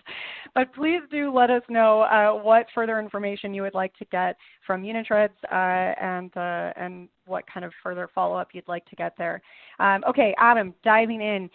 We had a few questions about certification. So I want to ask about maybe more regulated industries. In particular, where there's a question about CMMC, but potentially also let's talk about maybe like financial and healthcare industries and how Unitrends is that safe? With regards to a lot of these regulated industries, there are a couple of advantages that Unitrends has. I think the first is our appliances are written in hardened Linux, as we mentioned earlier, which lies outside of the Windows attack surface. So we see that very popular among government agencies, government contractors, but certainly organizations that have a security-first mindset, which really is everyone nowadays. We had some questions about Unitrends Cloud, and we do operate an SSAE 16 certified data center. We've got multiple redundant data centers throughout the U.S. as well as locations around the world. So if there are folks joining us from outside of the United States, there may be a localized data center that you could take advantage of. All data is going to be encrypted AES 256-bit in flight to the target and at rest on the target. And I know there was a question about HIPAA in there, and we will provide the BAAs upon request for helping organizations document their HIPAA compliance. But we can pair that Unitrends Cloud retention with a variety of different retention schedules. So I know that we do have healthcare organizations that are using our cloud, and that combination from a BCDR perspective, that combination of encryption and retention can help organizations, depending on your particular state and the laws that govern patient and customer data. We can help organizations help maintain that compliance in that regard. We are PCI DSS compliant as well, so I know that we've got customers in finance, a lot of banks, credit unions, and other organizations like that that are using Unitrends as well. FERPA in the education space, we can help clients adhere to those guidelines. So there are a number of compliances. There's a cloud FAQ on unitrends.com. I would encourage folks to check that out. It's got a little bit more detail around the security and the controls and some of those certifications which we have met and maintained. Amazing. Okay, I cannot tell you how much I wish that we could keep going with this. Do you have time, Adam, to stick around and answer some questions over live chat? I will try to get to a couple. I'm coming to the audience from Seattle. We're actually at EduCon 360, so I'm going to jump in back to the show floor, but let me see if I can get through a couple of those. But again, I would encourage folks to connect with me on LinkedIn. Feel free to shoot me an email or otherwise reach out to our info@unitrends.com team if you've got a burning question or a burning request. They might be a little bit faster while I'm in the field today. No problem. And we will, for anyone who asked a question that we weren't able to answer, we will get them all to Adam and the Unitrends team. So if you don't hear back immediately, if Adam has to run off to go make another live presentation, you will hear back from the team as well. So do keep those questions coming. Adam, I've put the resource, the links that you put up. Can you just let people know if they want to get started with Unitrends right away, if they're ready to jump in, besides finding you in Seattle right now, what can they do to get started? I think one of the best places to go is www.unitrends.com. You can get in touch with our sales team directly, and we've got a number of different resources as well as free trials of our various solutions, the hybrid cloud appliances, the spanning backup that you can use at no cost and no commitment. So we'll certainly be happy to kind of give it a test in your environment, make sure that we'd be a good fit before you go any further with us. So if you're interested in reviewing some of the educational materials or you want to get started with exploring the potential for a free trial, please feel free to visit us at unitrends.com. I love that. Adam, thank you so much for making time in the middle of your busy day. We really appreciate you being here with us. Jess, it's my pleasure as always. Thank you so much for having me. Well, and thank you to everyone who took the time to ask a question or responded to the poll. That feedback is invaluable and so helpful. As I mentioned, we will make sure that that all gets to Unitrends and to Adam. If you do want to learn more right away, click into that Handouts tab. You can download the Unitrends Solutions Brief on BCDR, Business Continuity and Disaster Recovery. Definitely worth a read, so go check that out. All right, well, let's move along, because as I mentioned, short on time, lots to do today. Okay, so we are going to give away another awesome prize. So next up is a $500 Amazon gift card, and this is going to Corey Hopwood of Tennessee. Corey Hopwood of Tennessee. Congratulations, Corey. You won a $500 Amazon gift card. As always, we will be in touch about claiming your prize after the event. And don't forget, there's still lots more chances to win a prize today, plus that best question gift card, which is coming up after every session. And like I said, even if you aren't asking that out loud, or even if we don't get to your question today, you still have a chance to win that best question gift card. Okay, now let's jump along in our presentation. Next up, I am thrilled to introduce you to Tracy Ator, Inside Sales Engineer at Rubrik. Tracy, thank you so much for joining us today. I know you have a lot of great information to cover, so the platform is all yours. Hey everyone, so it's always a pleasure doing these, so thank you for having me. My name is Tracy Ator, and I am one of the inside sales engineers at Rubrik covering mid-market accounts. And today I'll be sharing with you a lot of different ways we do backup and recovery with DR as a focus. So should you be in the planning phase or revamping a current strategy as it relates to disaster recovery, you'll know what options you have to consider with Rubrik for best practice. But before we get into it, first I would like to level set on what exactly Rubrik is in case there are some here that have not explored us yet for backup and recovery for their on-prem workloads. So when Rubrik came to market, our founders wanted it to be easy to use as something like Facebook, right? So it's very simple to set up and get running right out of the gates. What you'll be getting straight out of the box is a 2U 4-node hyperconverged appliance, which we also refer to as a brick. Each node inside the brick does have a 10 or 25 gig port for data, optional 10 gigs for management, a hybrid disk architecture, so you'll have SSDs for the performance, hard disk drives for the storage itself, and each brick can sustain a considerable amount of failures. So figure I could lose multiple drives and we could just keep on moving since everything is self-correcting and healing due to our erasure coding protection scheme. And the nice thing about all of this is that you do not have to do any additional hardware shopping and manage, a bunch of different components. Since with us, you'll be getting the software, which is the magic, all of the storage and the compute in this 2U appliance. Should you need more storage later down the road, you simply add another appliance size to fit another 3 to 5 years of data growth that we're backing up. It locks arms with the existing brick and then you get more of everything, right? So it's similar to vSAN. In the automation layer here, we have an API first approach and we can integrate seamlessly within most orchestration tools your security operation team's prior to using. We also have pre-built script templates available at build.rubric.com. If you want to check out some of our integrations with ServiceNow, Terraform, Ansible, you can. You don't have to be a customer already to take a peek at that. And then we also integrate seamlessly using APIs with VMware, Hyper-V, and Nutanix. So once you have spent the 20 minutes racking and stacking the appliance, bootstrapping the nodes into the environment, you will then simply enter in your fully qualified credentials into the appliance, and then Rubric's API will go out. What that will do is it'll go out and auto discover all your VMs and will auto inventory them as well. So basically everything you do in CDM, it's making an API call in the background. Then once those VMs are discovered, we give you the opportunity to assign them an SLA policy. That SLA policy is where you define how often you want Rubrik to take snapshots and how long you want to keep those snapshots. And we don't manage any backup jobs at all over here. Everything is done completely through that declarative policy approach. And then in addition to just protecting VMs, we could also back up physical machines, databases like SQL and Oracle, NAS environments, and give you the ability to archive data for long-term retention to any S3 compatible object store, NFS targets, and tape as well under the same SLA policy through a single pane of glass. Another really cool thing that we do here is we make it really easy to search within our UI for files or VMs using a Google-like search functionality. So you don't have to sort through a bunch of files and folders to retrieve these items. It's not a bolt-on either. That just comes with the appliance and the software and things like that. And then finally, where cloud data management really comes into play, we did want to make it really easy for customers to embrace their cloud journeys, whether you're born in the cloud or just beginning. And we really want you to take advantage of the cost economics that come with that, so you don't have to buy 7 years of Rubrik hardware if you don't want to. And then essentially we'll help extend you to the cloud, whether again, if it's short-term or long-term archival purposes, or if you already have existing cloud workloads in place, we have something for that too. So everything's seamless there.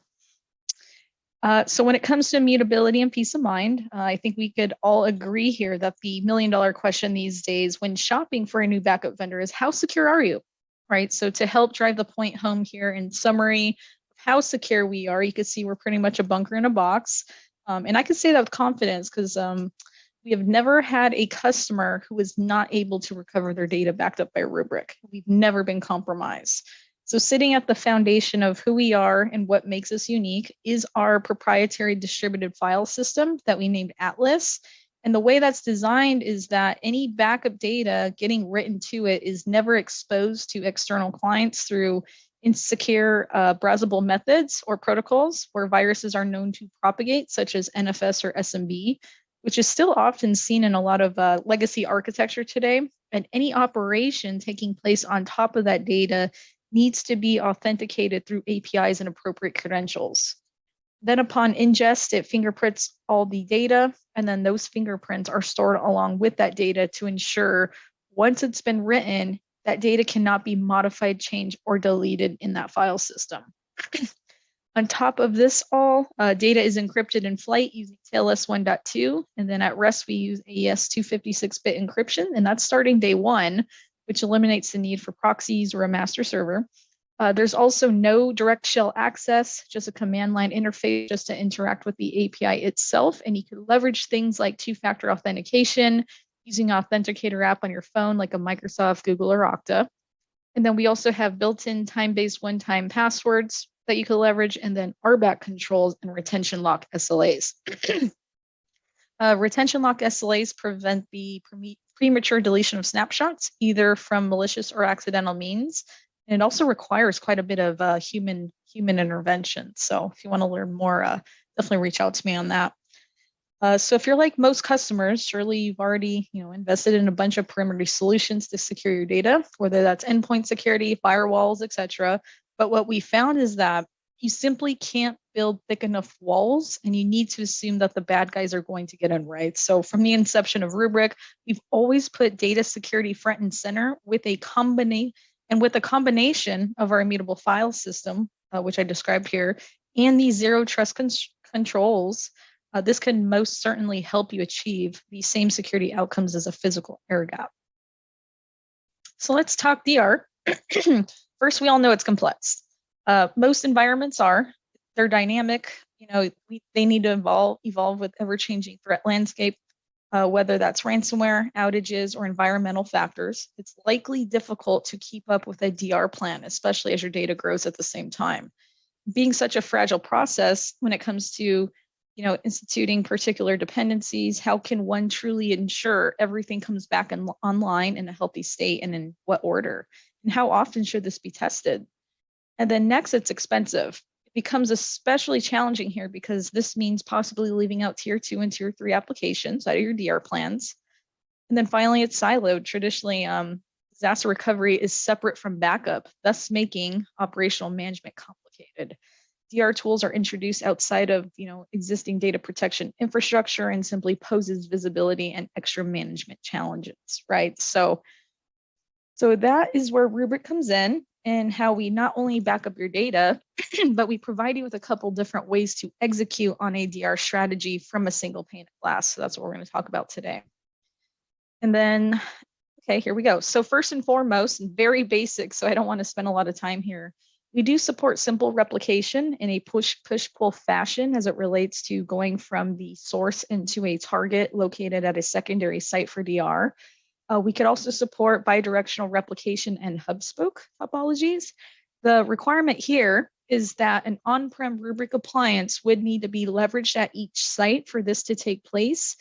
For those with smaller remote sites, we do have a virtual appliance available that we call Rubrik Edge.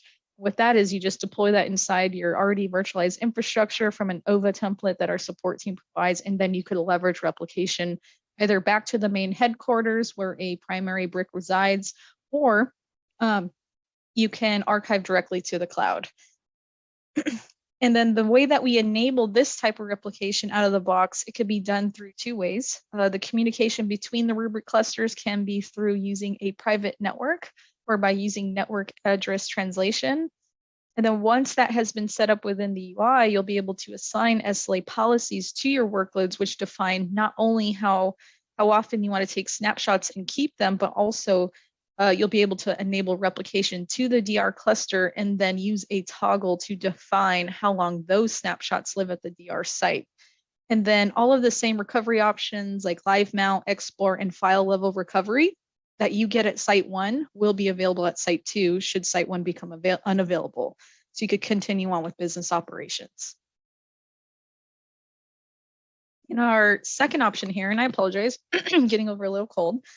This is called Cloud On, and then this is where the process to convert a snapshot image on the appliance, or let's say it's already been archived in the cloud. We take that from VMDK format to an AMI in AWS or a VHD in Azure. So this is perfect for those wanting to provision a sandbox environment with the latest copy of production data in the cloud, say for test dev, or for purposes of DR. And I say DR lightly here with this option because obviously converting in the cloud takes time and money, and that does require some balance in how you want to approach DR this way. So we provide two options to this. You can either go through a pre-conversion process or convert only on demand in the event of a disaster. So figure if the goal is you want to spin up quickly, then you pre-convert by enabling automatic conversion and pay the money for the time it takes to run compute every single day to convert every single snapshot to an image in the cloud. Versus if you're cost conscious and you want to save money and longer RTOs are acceptable, then you could set it up to convert on demand only when a disaster takes place and wait it out. As for the cost itself, that's paid directly to AWS or Azure since you're leveraging those resources. It also depends on how many virtual machines and what the rough size of those virtual machines are, as well as the backup frequency according to the SLA policy assigned by Rubrik. And then what's under the hood here is that we are using a temporary Bolt instance, we call it the helper, and converter to process the compute task and reading the data, also copying it, and that's how the conversion into AMI or VHD format takes place. So essentially our appliance, the brick, will connect to the Bolt instance to read the data from cloud storage, or if it's coming from local snapshots on brick, it will read it as an on-demand, and it will just upload the delta. So that is cloud on.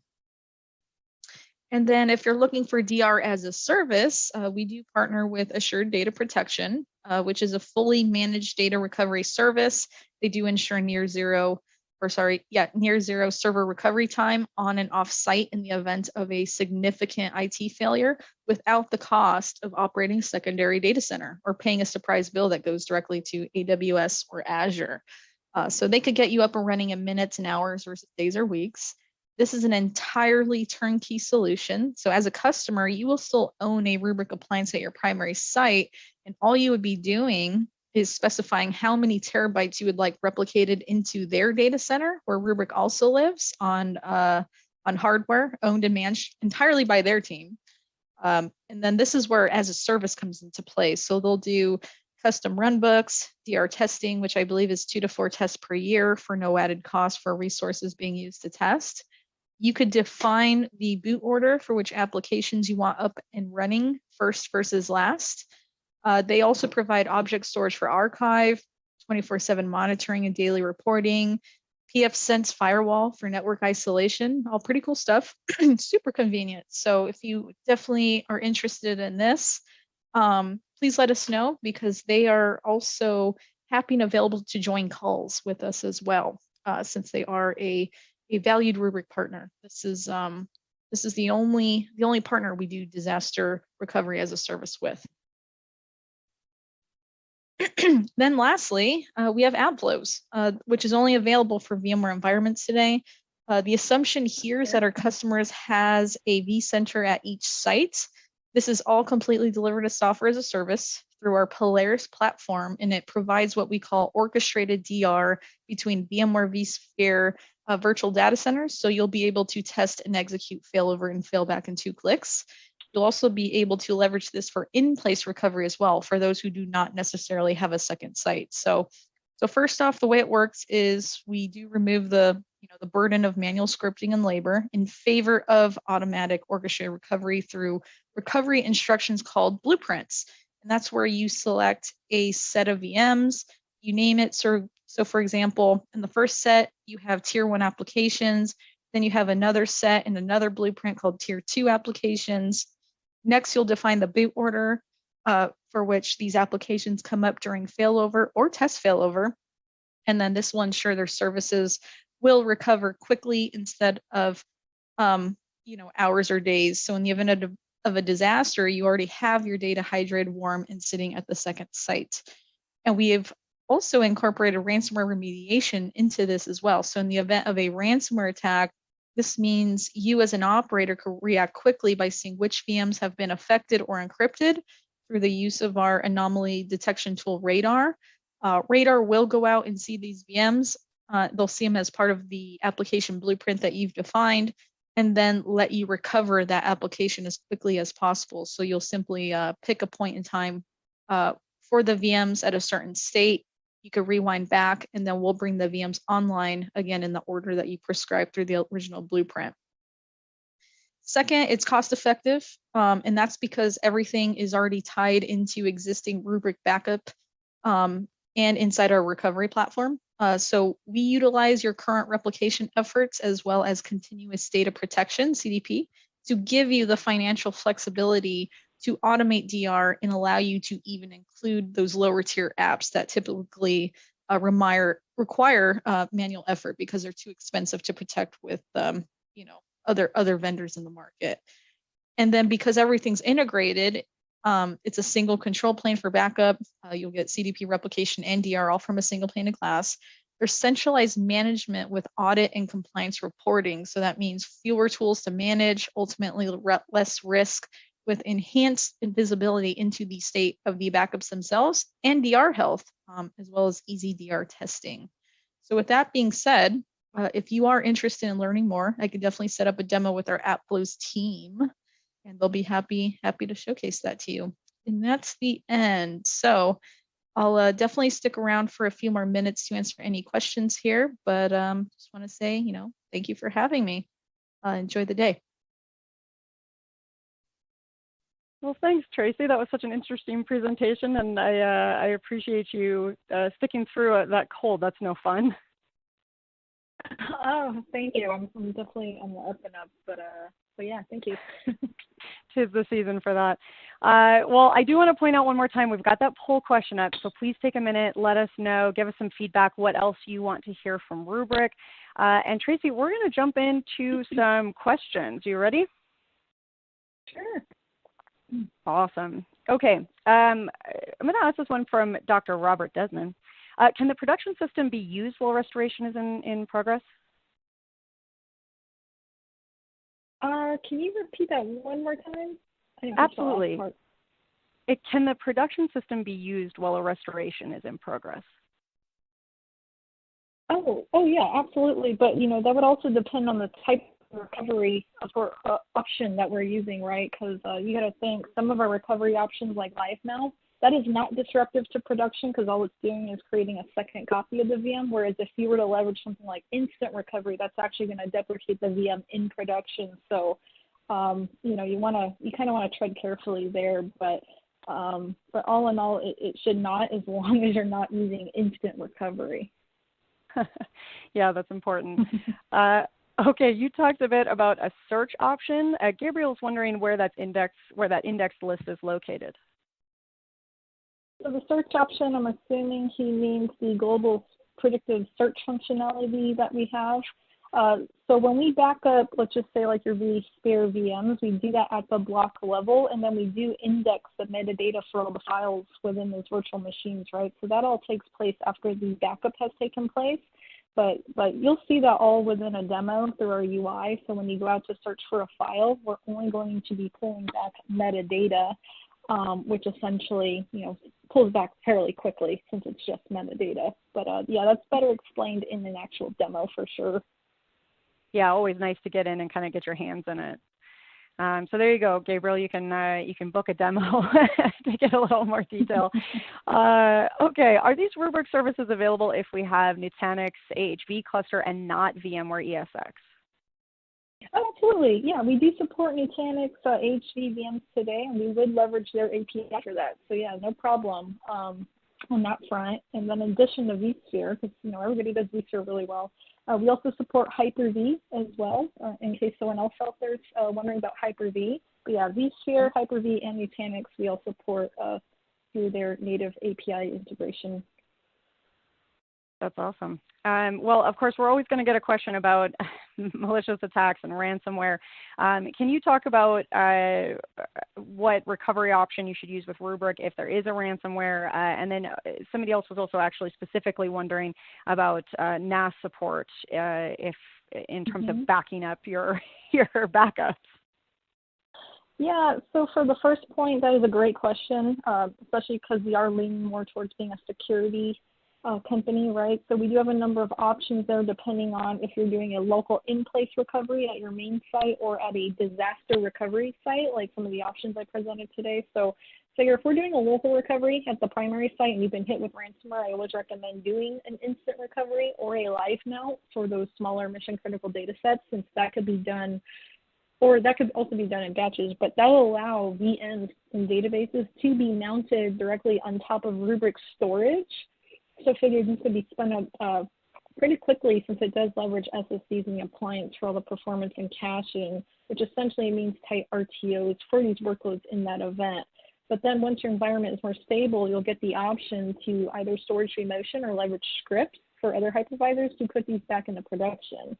And then where things get really granular, our customers could leverage Radar, which maybe some of you have already heard of, but that will not only pinpoint exactly where a file or folder has been encrypted, but it will also give customers the option to restore those files or folders from a clean point-in-time snapshot, either to a separate folder in another location or from a current VM into another virtual machine. So there's plenty of options to get back up and running in the least amount of time needed without third-party forensics or paying a ransom in that case. And when you mentioned NAS as the second part of the question, right? Mm-hmm. Yeah, so for the NAS stuff, we do have a couple options available. So we have one called NAS Cloud Direct. And the way that works is all it is it's delivered as software as a service, and that would just require a stateless VM to be deployed in an already virtualized environment. where all of that sort of backup and indexing takes place. And then we could push that data off after we back it up to, a cloud vendor of your choice. Or if the customer still has a requirement to keep data on-prem, we could support NFS targets, anything that's S3 object compatible and things like that. And then our second solution is NAS Direct Archive. That is similar, except it's going to leverage Rubrik appliances to perform all the metadata. Well, the metadata has to land somewhere, so it's going to leverage an actual Rubrik appliance for that, but it's also going to do all the indexing and still push it through the appliance to a cloud provider of the customer's choice or somewhere on-prem. So those are the two options there, and yeah, definitely.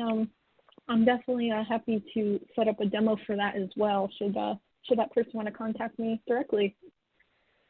There you go. And on that note, so if somebody's going through an issue, a ransomware attack, how much can they lean on Rubrik? What is the support that they're going to get from Rubrik?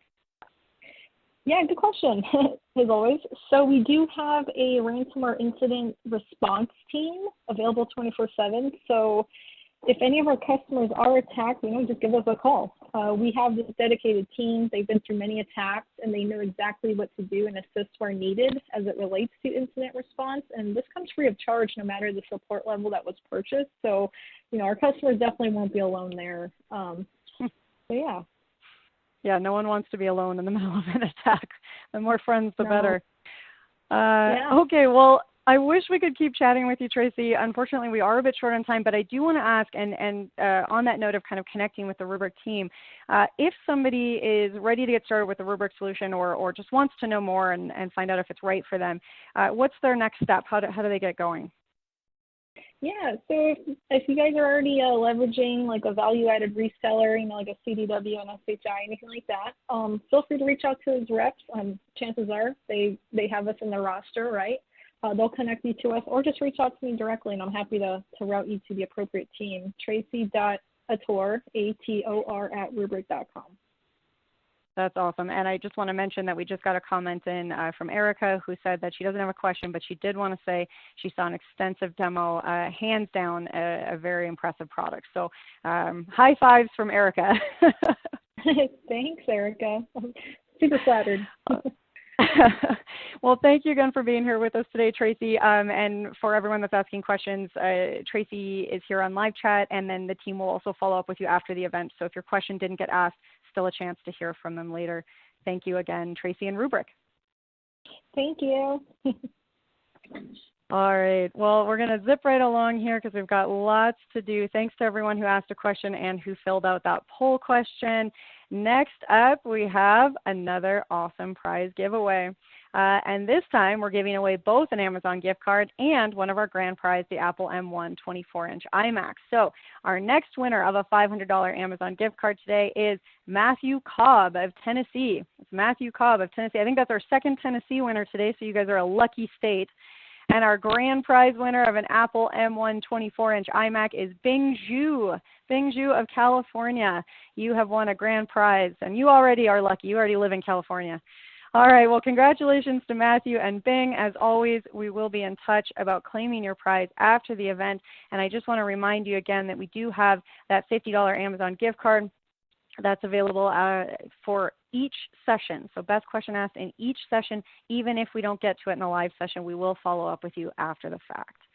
All right, I'm speeding through this here because I am so excited to get to our next presenter. We are going to be chatting with Ben Morrison, Senior Solutions Architect at Trilio. Ben, thank you so much for being here with us. The platform is all yours. Hi, Jess. Thank you. It's great to be here, and hello, and welcome to everyone out there listening in. With that, I will go ahead and get started. So as Jess said, my name is Ben Morrison. I'm a Senior Solutions Architect here at Trilio. And so at Trilio, we do backup, recovery, and migration of Kubernetes applications in the cloud-native sense.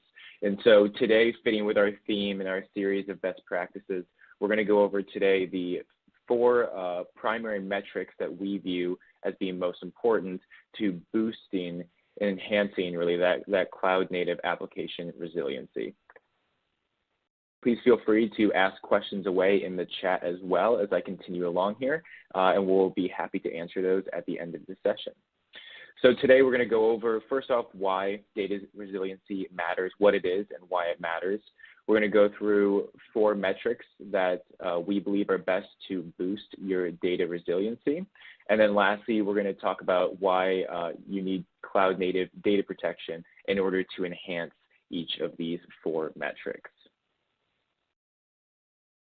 So first and foremost, when it comes to applications on Kubernetes and cloud native applications, we have a statistic here from IDC, which has done a lot of great reports in the past many years. And so this is from their latest report, their 2022 predictions, saying that they're estimating that by 2024, it's estimated that 70% of organizations are going to be building in new production grade applications into Kubernetes, which is up significantly from just 10% in 2022.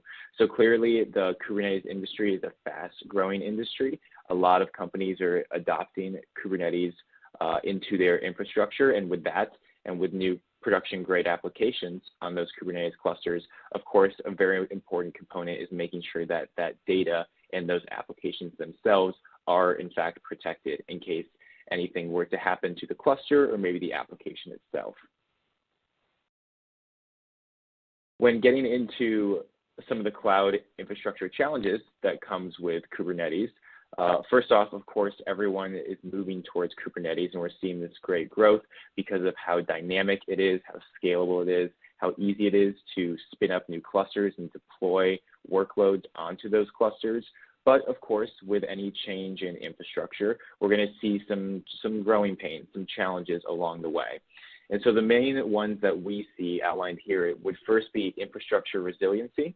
And as we continue on, you'll see how, of course, data protection can help you with that infrastructure resiliency. If any issues were to arise, how you can feel confident and sure that your applications can easily be restored onto a new infrastructure.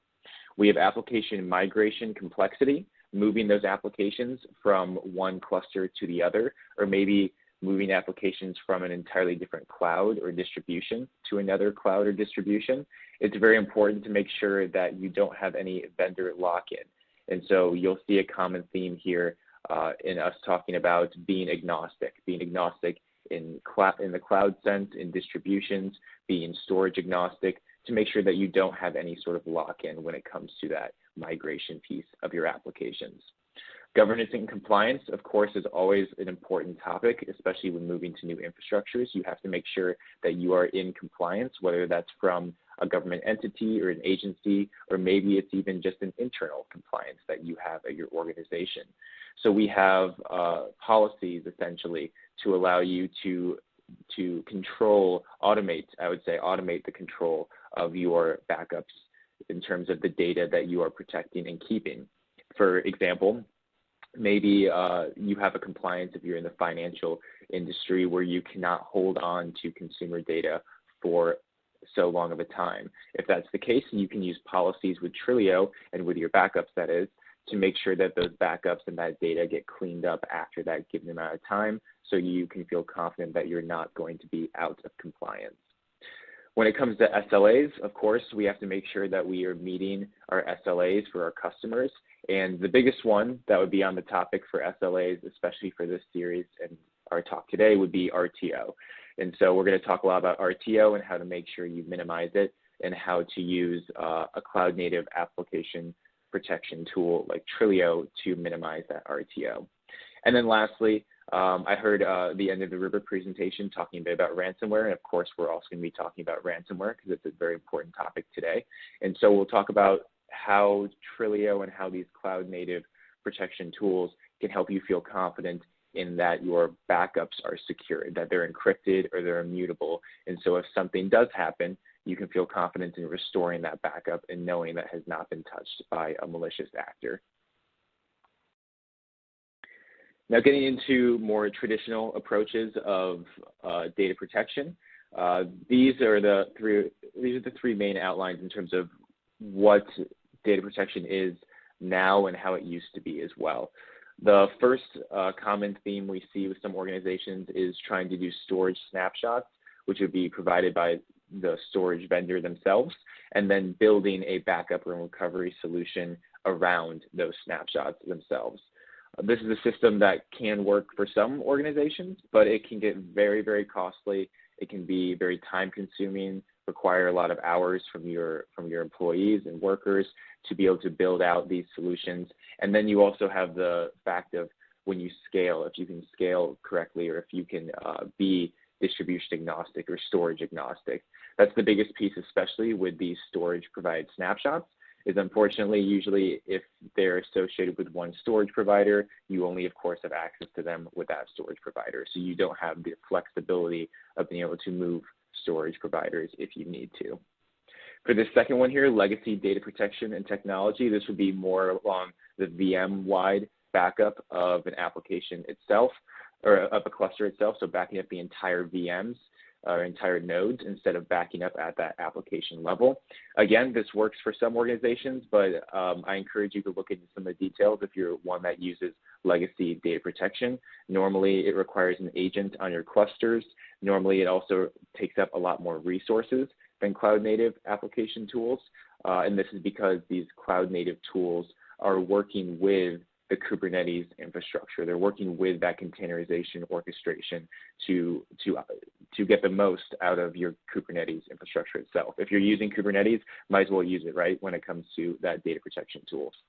And then lastly, open source backup and recovery tools that are out there as well. Again, a great place to start when it comes to your backup and recovery of cloud native applications, but normally these can have some issues scaling. There can be a lot of manual work around them to get them to work properly. And there's also normally no UI and no service as well, or customer support as well, to help if any issues which arise with those backups. So now that we've talked a bit about how traditionally organizations have gone about backup and recovery, we can now move into our 4 different metrics. So first of all, as I mentioned, we'll talk about recovery time objective. I'm sure many people on the call know what RTO is or have already heard it today, I'm sure. And so the important piece here is making sure that you can hit that RTO and even minimizing. If you have the ability and technology to minimize your actual RTO, that's what we want to enable you to be able to do. With minimizing your RTO, getting a faster RTO, you're going to have a lot less downtime. You'll have a limited downtime to ensure the success of your customers themselves and give them the best possible experience. Of course, one bad experience when it comes to downtime with customers, unfortunately, can result to a good amount of attrition. And so it's very, very important to make sure that your RTO is as fast as possible to make sure that your customers don't experience any of that severe downtime, to make sure that they have the best experience possible. Your reputation is also very much important when it comes to RTO, even for those who are not yet your customers. We all have seen the articles and the headlines of when some major organization has a large outage for an extended period of time. Everyone hears about it, and it hurts their reputation, and it can hurt potential new customers coming in. And so it's very important to make sure to have a fast RTO for your reputation as well. And then lastly, I think this ties into the first 2 pieces I said here, but your revenue, of course, it always gets down to the bottom line. And so with having minimal downtime and faster RTO, you're automatically going to be increasing that revenue. Metric number 2 that we have is migration speed. So it's very, very important to have that good migration speed. As I mentioned before, if you are moving across different clouds or across different distributions, especially in the Kubernetes world today, it's in microservices, it's very important to stay agile and flexible if you want to end up changing a cloud provider or a Kubernetes distribution, for example. And ultimately then, especially if you're someone working in a multi-cloud environment, and that's the way you want to build out your infrastructure, which I think is a great path to take, it also helps you ultimately save money and improve your TCO, having an easy tool to automatically migrate applications from one cluster to another. And again, with traditional methods, normally some of the technology is a little more outdated, takes a little more time and resources, can have a little vendor lock-in, and especially with those agents themselves, sometimes can cause a bit of security risk as well. So again, I encourage you to look into those details if you're someone using a traditional backup and recovery method. So again, with the migrating applications, reducing downtime, which we mentioned, meeting those SLAs as well. Being able to upgrade your environment is a big one. If you want to move to one version to another and want to make sure that your applications are going to be safe and secure when you do so. Oh, sorry, I went ahead there. Then you want to make sure that you can back up and restore your applications across those upgraded environments. Avoiding vendor lock-in, as I mentioned, and then also that increased security by being completely cloud native and using the encryption in transit that Kubernetes has, as well as encryption at rest, which Trilio provides.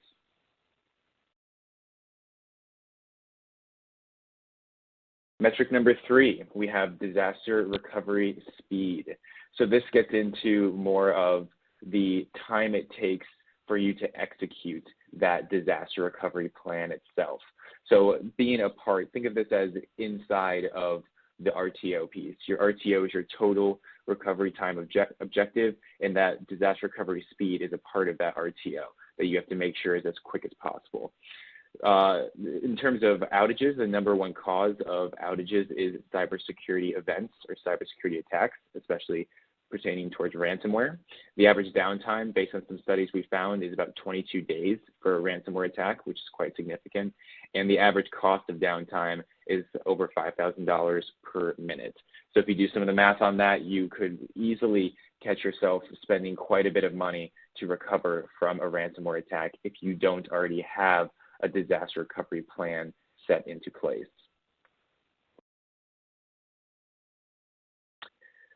For that disaster recovery plan itself and how you make sure you can recover your entire your entire site as quickly as possible, we have a few different components that we'd like to talk about here. First off, this is not available today, but is expected to be released in Q3 of 2022 at the latest. So there's a few more quarters here. And that would be continuous backup and restore. We're actually also going to be showing a preview of this at KubeCon in Europe next week as well, if anyone is tuning in there.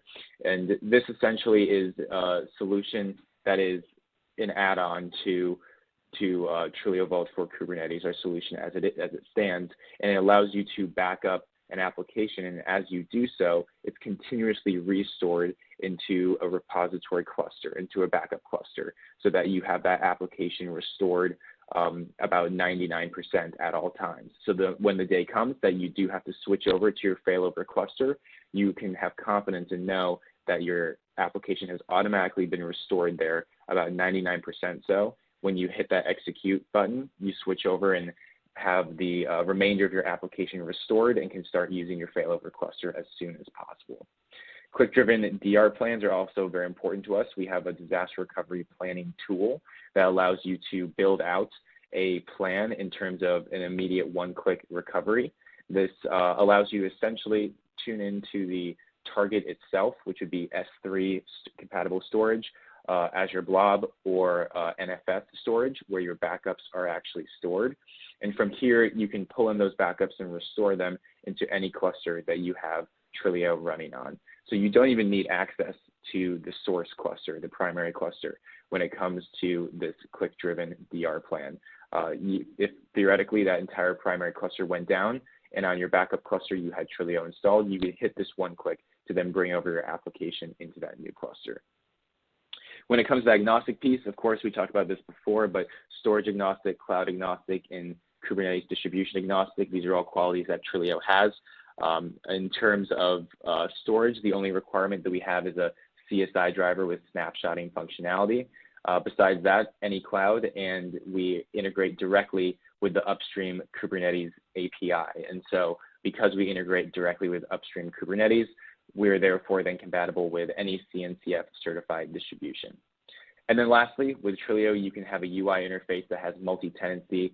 We are agentless, so we only spin up and do our job when we need to, and then Trilio spins back down when it is not being used, so it doesn't take up any additional resources.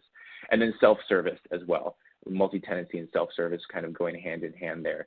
You can have multiple users managing the backups of their application as they wish, and of course you can implement RBAC controls for roles and permissions that integrate directly with your Kubernetes cluster role bindings or cluster roles.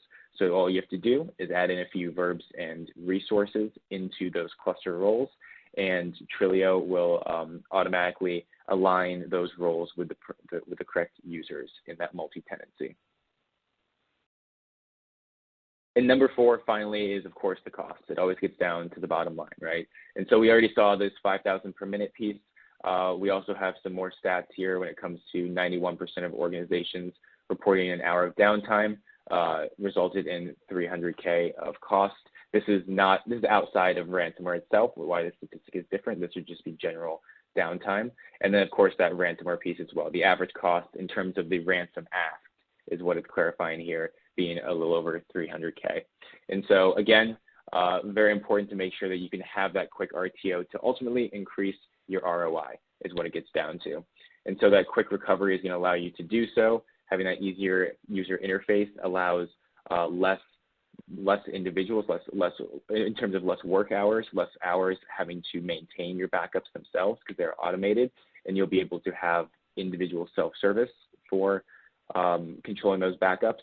And then of course that full application coverage, the metadata and the data itself all in one solution, you're able to back up with Trilio. I know some people only want to focus on the data because they can get their metadata from repositories like GitOps and GitHub. However, at the end of the day, if you restore metadata and data separately, you still have to stitch them together and make sure manually they are talking to each other as they should once they're up in that cluster. Whereas with a solution like Trilio, we back up the data and metadata, so there's no extra step in there. Once the application is restored, it's up and running just as it was before.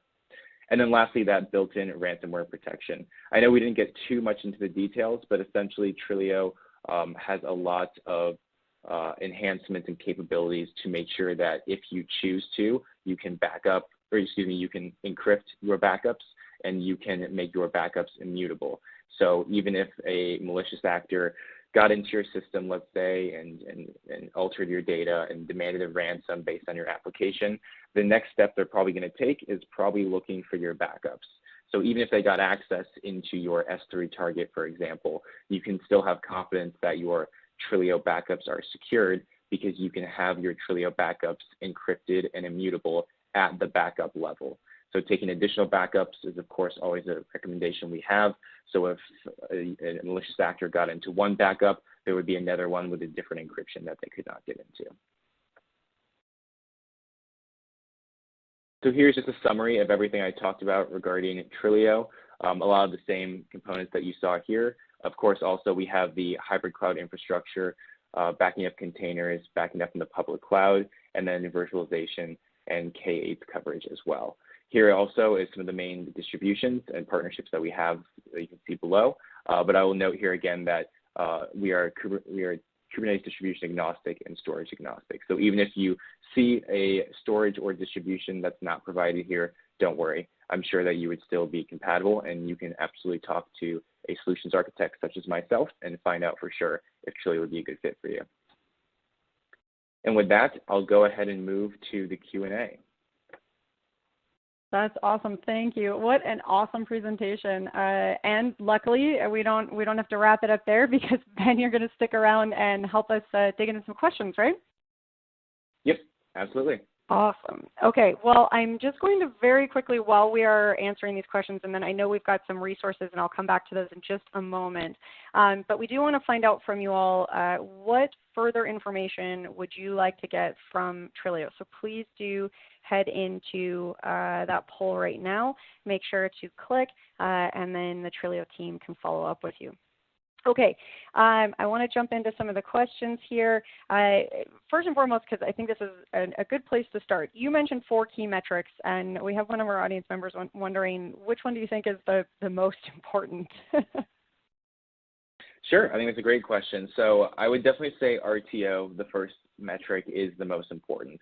If you notice from me talking through the presentation, every other metric, cost, disaster recovery, migration, in some sort of way, they do tie back to that RTO ultimately. And the RTO is going to be something that affects your SLAs and affects ultimately the cost of any incidents that might occur. So I definitely think that RTO would be the #1 metric to take a look at and see how you can improve with some sort of cloud native backup recovery tool. That's awesome. And actually, this will transition nicely. Bob is asking about, we're learning a lot about these disaster recovery options, and some of them are, it's hard to kind of know what's going to be right for you. So wondering first if you can tell us a little bit about what you kind of think the key uniques with Trilio are, but then also if you have a resource that you know of that offers any good kind of, he's looking for a compare and contrast option as well. But yeah, where would you kind of, what's something cool and unique about Trilio? Absolutely. So I would say the big thing is that because we are cloud native, we're really utilizing Kubernetes itself, and that gets at the security level and also the performance level. So when comparing us to other traditional solutions out there, I think that's the number one thing to look into is how much you use Kubernetes, and if you have especially stateful applications on your Kubernetes cluster, I think a cloud native tool like Trilio is definitely something you should be looking into. You'll find better performance and better security first off. Secondly, other differentiators and key things with Trilio, I would say, is that migration piece. We very easily allow you to essentially bring in all of your different clusters in terms of managing their backups into one pane of glass. And in that one pane of glass, you can go to cluster 1, do a backup, and then go to cluster 2 and restore that backup from cluster 1 into cluster 2, all within about 10 minutes or so. And so you can easily switch between those different clusters very easily. And then so I guess I have 3 points on that one. So that's number one. The second one I would say is ransomware capabilities, some of the encryption and immutability I talked about. I'm happy to provide more information there. I know if you visit Trilio's website, you can find more information on ransomware, and there's also some YouTube videos we have on our channel, our Trilio channel, that talks more about ransomware as well. And then the third piece I would say is the QCOW2 file format that we back up our backups into, or that we use for our backups. And so QCOW2 is important for the backing up of that data because it is a non-proprietary Linux industry standard. So at the end of the day, there's some other solutions out there that might have proprietary file formats where you can only interact with that backup file on your target using that exact tool. But with Trilio, you can use third-party tools like maybe a malware scanner or something or maybe a dedupe solution. Not that you would need one with Trilio, but maybe you might want to have one anyways. You can use those different solutions on your QCOW2 files, and you'll always have access to those QCOW2 files. For even if at one point you decide to change your mind and move away from Trilio, you'll still always have those QCOW2 files. Awesome. Okay, I'm actually going to throw up the slide that you have here with some follow-up options and ways people can get a little bit more information. Honestly, I wish we could keep going with some questions here, Ben, because there's some great ones, but we are going to have to wrap it up there. So I'm wondering if, just to kind of bring it to a close, you can let people know if they want to get a little bit more information about Trilio, what are their next steps? Absolutely. So I would say go ahead and scan either one of these QR codes, schedule a demo, or request an ebook. We have a lot of different ebooks out there, and so you can get a lot of information that way, and also by visiting our website, which is trilio.io. And I do see we have a good amount of questions left here. I apologize for talking a little too much, but we can get a hold of these questions and try to follow up with some people to answer some of these as well, because there are some great questions. I think there was a lot of really great information, Ben, that was important to cover. So yeah, and to everyone out there, please do keep those questions coming in. We will make sure that Ben and the Trilio team get them. So you'll either hear back during the event over live chat, or they'll follow up with you after the fact. And Ben, you've got some QR codes and opportunities to follow up right here. So lots of ways to get in touch. Perfect. Thank you, Jess. Yeah, thank you, Ben. It's been a pleasure. All right, and Ben just mentioned the ebooks. I do want to mention that if you head to the handouts tab, you can actually reserve a copy of the newest Trilio ebook coming out shortly here, The Ultimate Guide to Boosting Your Cloud Native Application Resiliency. Pretty fascinating, so definitely register. I know I've signed up for my early copy, so get your name in and get your copy of that ebook. Okay, well, I'm going to move forward in the slides. So this is your last chance to get those QR codes in. Scan them quick. If you miss out, send us a message, and we'll make sure that, that the Trilio team follows up with you, because we are going to head into our next prize giveaway. So next winner of a $500 Amazon gift card is Patrick Mihail of Ohio. Patrick Mihail of Ohio. You've won a $500 Amazon gift card. And our next prize winner of the Apple M1 24-inch iMac is Cynthia Tarosic of California. Cynthia Tarosic of California, you have won an Apple M1 24-inch iMac. So congratulations to Patrick and Cynthia and to all our lucky winners here. And keep in mind, more chances to win coming up very quickly. But we are going to move this right along because I am very excited to introduce you to Subhaya Sundaram, VP Products at Haiku. Subhaya, thank you so much for being here with us at the MegaCast today. The mic is all yours. Thank you very much, Jess, for your time. I hope I'm coming across clear. I'll get started. Again, first off, thank you very much for giving us an opportunity to be part of this session. The first thing which we thought about, Jess, is that traditionally what people end up doing and looking at the sessions like this, they think it's an opportunity to pitch the product. What we said about it, when I looked at the title of this MegaCast itself, the whole idea is that how are customers going to create their data protection strategy and disaster recovery plan, right? That's what the whole idea was. That's when we said, it should not be about the product. It should be about what have you learned from customers and what are some of the best practices they should follow. So we truly wanted to stick to that. That's what we will talk about today. Again, this is Subhaya Sundaram. I'm fortunate to actually have an opportunity to work with lots of customers like you. I get a chance to talk with many of you, help many of you, and so on. So this has been a great experience for me. But one thing which comes out of my learning is that when I take a step back and look at what can we do for customers, that's what we have tried to simplify it into 5 key things to look for in your data protection strategy. We'll talk about it.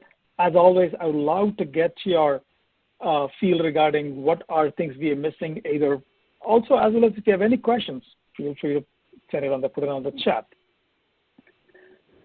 So the first thing before we get into the strategy, it all goes down to what are we seeing, you guys as customers, and what are we as vendors seeing in the industry. The first thing is around move to the cloud. I guess that's not any surprise. I mean, you might be saying, did you know this thing? This is a constant thing which we are seeing people moving to the cloud right now. Actually, I'll tell you, I'm amazed it's not just moving to the cloud. I've also seen customers starting to move some workloads back on-prem. The good thing is that at the end of the day, you got to choose the right place to run your workload optimally, right? It's a cost versus performance and flexibility game. It's a multi-dimensional problem. And a significant portion moving to the public cloud and some even moving the data back. That's not the only thing. We also see a lot of customers actually looking at the edge. This is, again, not new. This is a trend which has slowly stopped happening in a lot of customers. For a long time, we decided to put all the intelligence in the center. Now, as the things are distributed right now, we feel, why don't we, because we want the speed of performance at every edge. That's something we are looking at. The second set of things which we, as part of COVID, it happened, right? People started working remotely. And so this made a lot of our customers rethink what they do and how they do it. And that's the distributed workforce. And the challenges with regards to where the data is and how do you protect it, that's changed the entire pattern. And last but not the least, it's around AI and ML. Every company has to do something in this regard, right? This is it's not a choice right now. It's almost like, are you doing it or not? If you're not doing it, your days are counted. So you better think about how could artificial intelligence and machine learning help you make your business better, right? When that's happening, we as people who at the end of the day care about our data, the question is that what do we need to deliver to make sure the data is safe? Those are some of the things we hear from customers as what's changing for customers. I would love to hear how it's in your environment. When I boil down to what's happening in the broader sense into what's happening in our domain, which is the people like you and I, who actually think in terms of how do you keep our business's data safe, right? Our goal at the end of the day is that how could we keep our data safe? There, if you look at it, there are a bunch of challenges which are happening. The first one is around ransomware.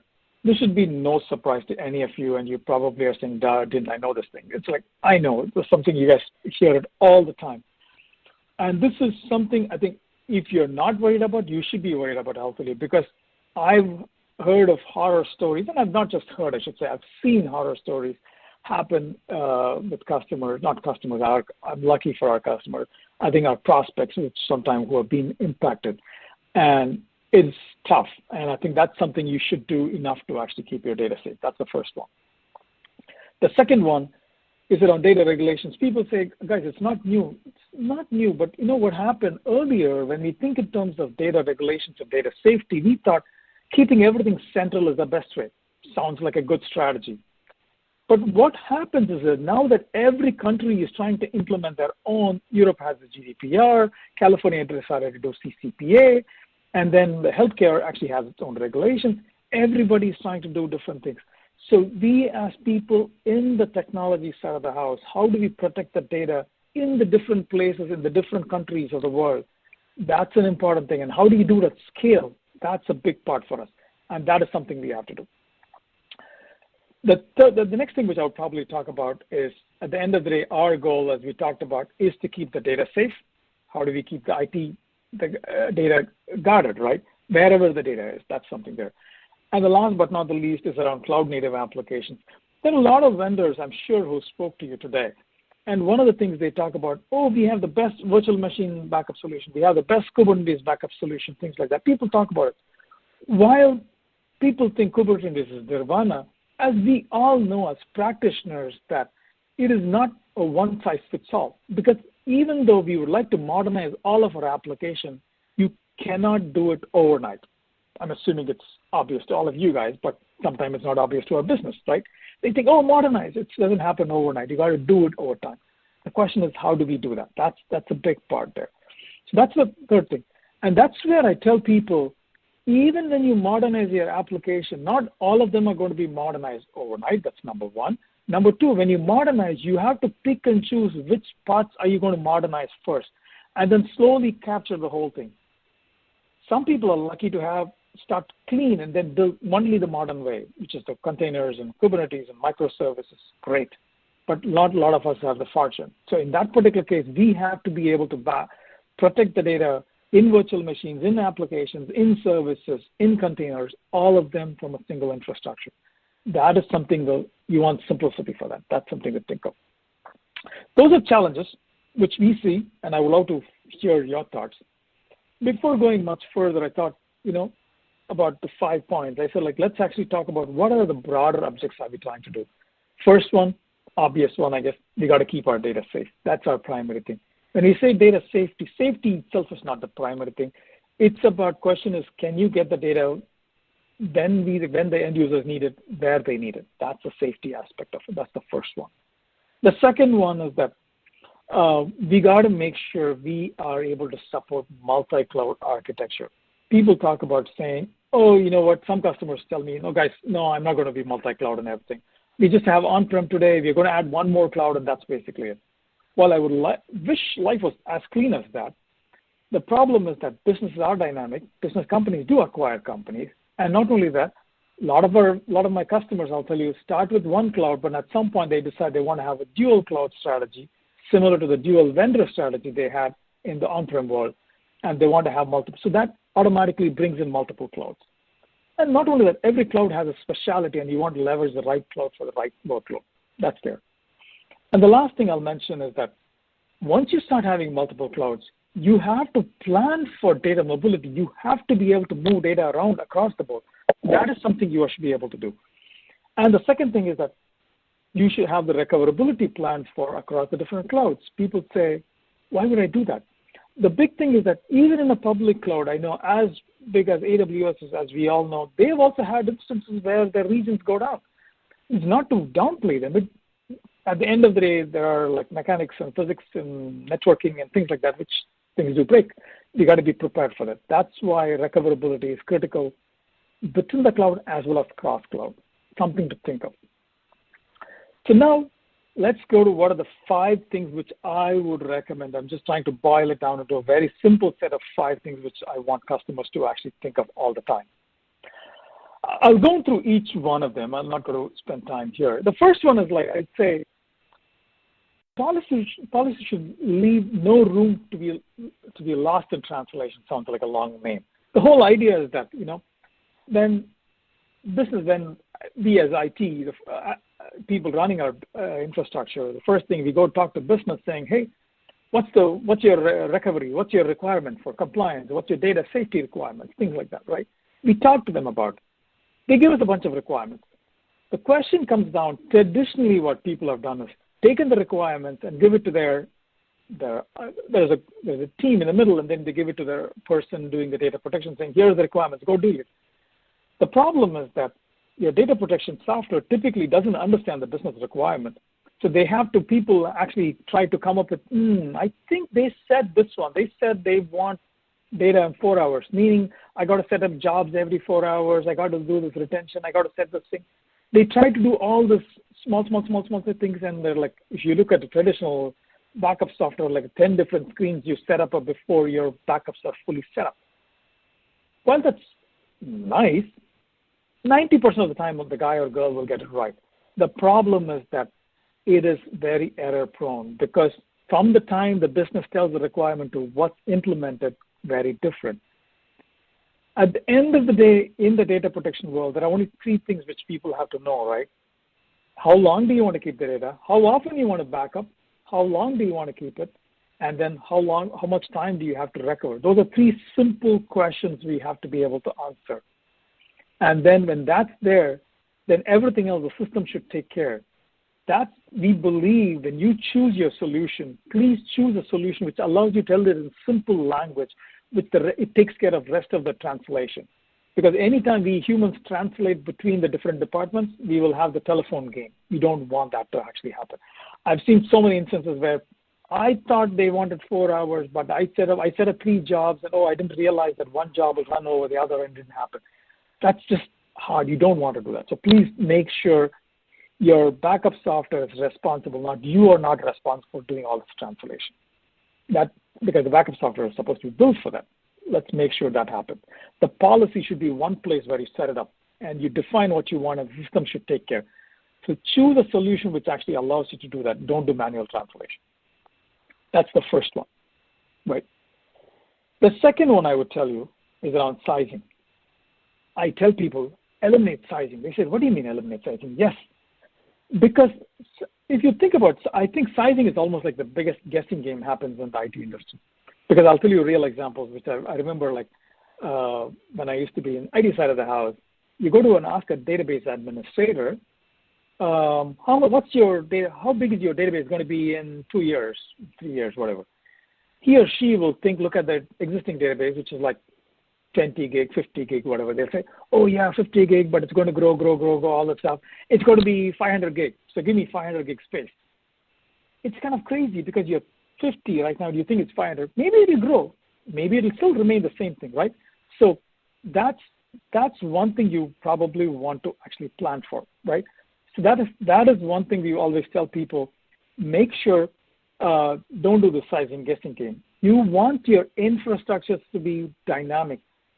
Start small, being able to scale up or scale out. Whatever technology you choose, make sure it provides you that flexibility so that you don't try to do this guessing game, because anytime you could do a guessing game, you know what the probability is almost like 50-50. You could be right sometime. You don't want to waste your resources like that. You want to be 95% there, and you want your system to take care. That's why you buying an infrastructure rather than building your own. So make sure you don't require sizing. And that sounds crazy for many of you probably, but if you want to talk further, let me know. Happy to actually walk through this and why I think it's an important thing and why we probably should do that. Right. That's something I'll probably call out. The follow-on one I'll tell you is around set and forget. What do I mean by that? The big thing I'll tell people is that, when it comes to, for example, in a traditional world, when we used to have only infrastructure on-prem, and when everything was controlled by a process, life was so much more cleaner. because you knew when new applications were going to come on board. You had a planning cycle. There was already a set of plans. Everything was clean, right? You can actually make sure everything is done right.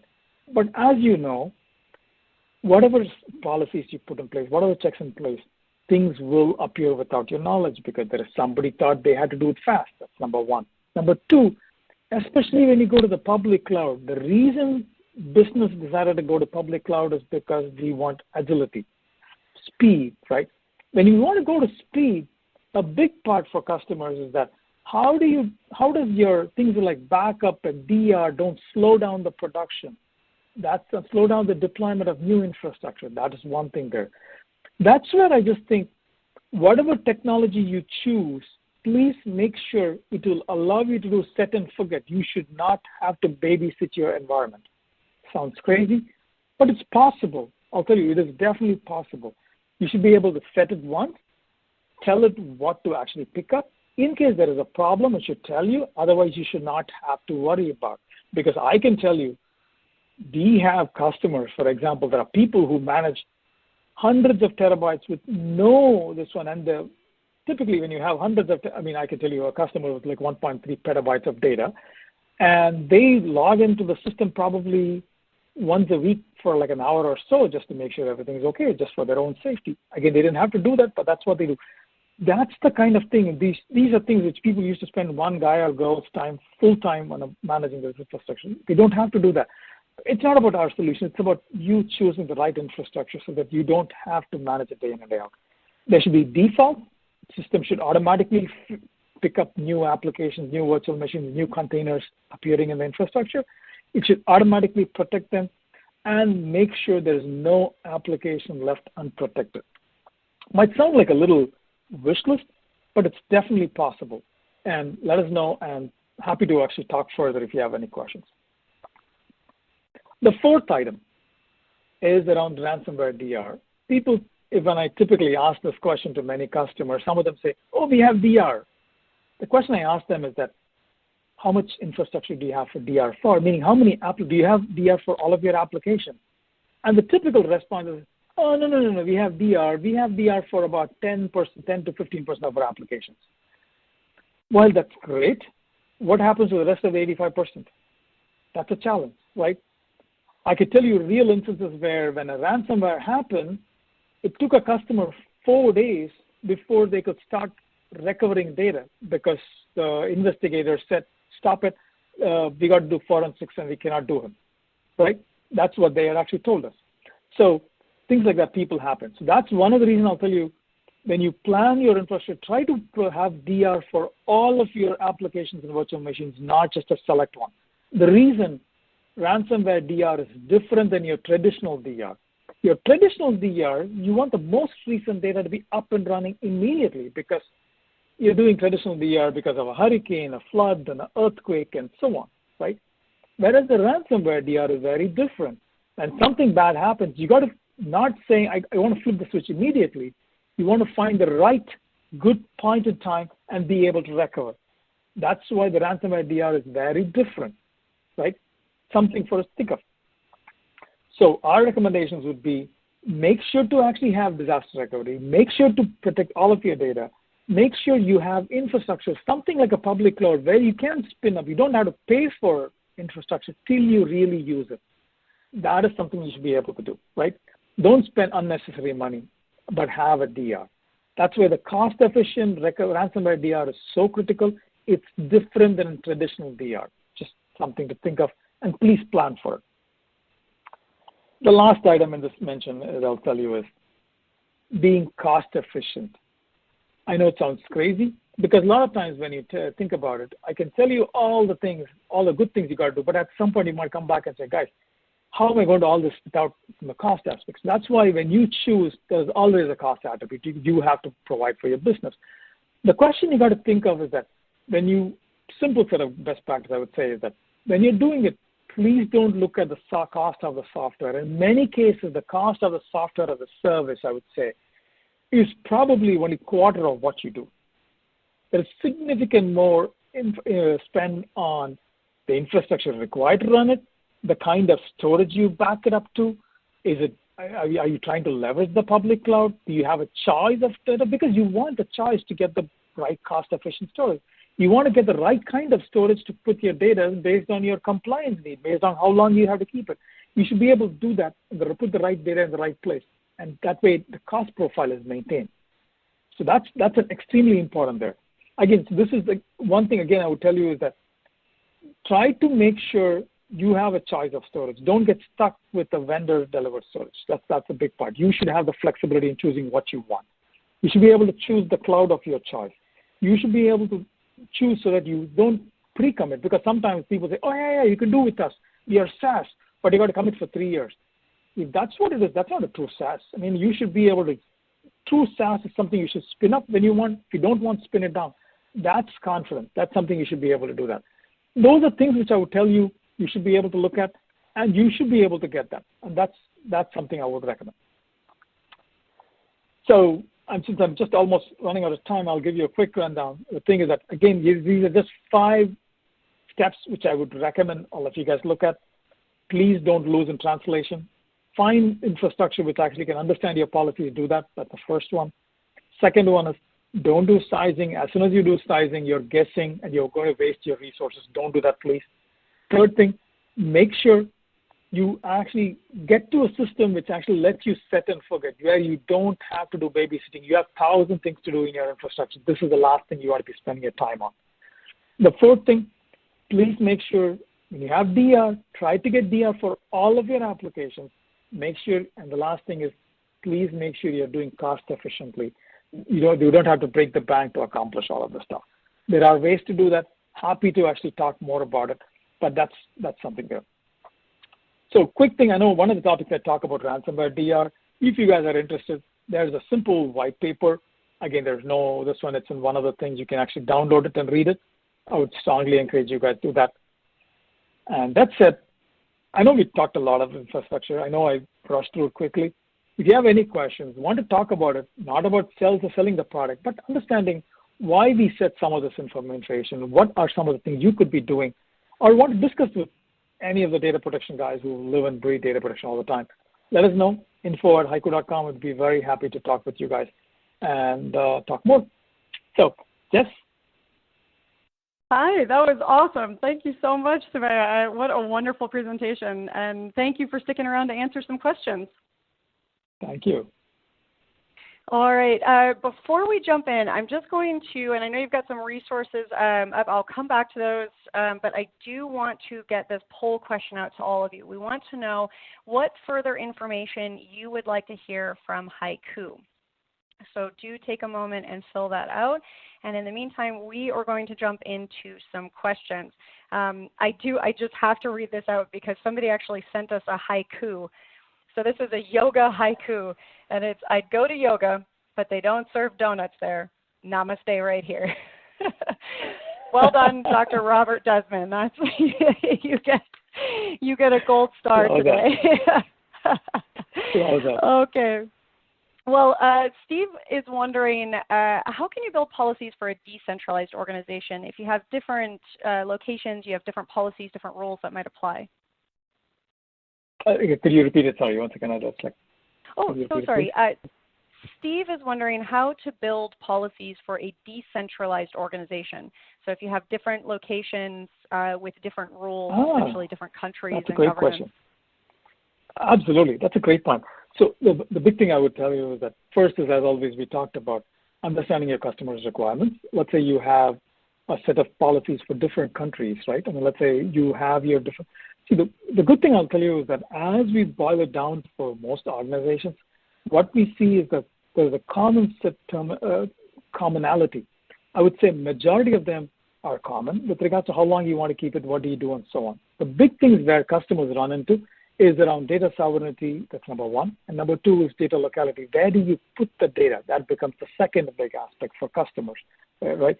So that's where we think your policy should be designed in such a way it is so simple. You just tell the three things we talked about: how long you keep it, how often you want to back up, and how long how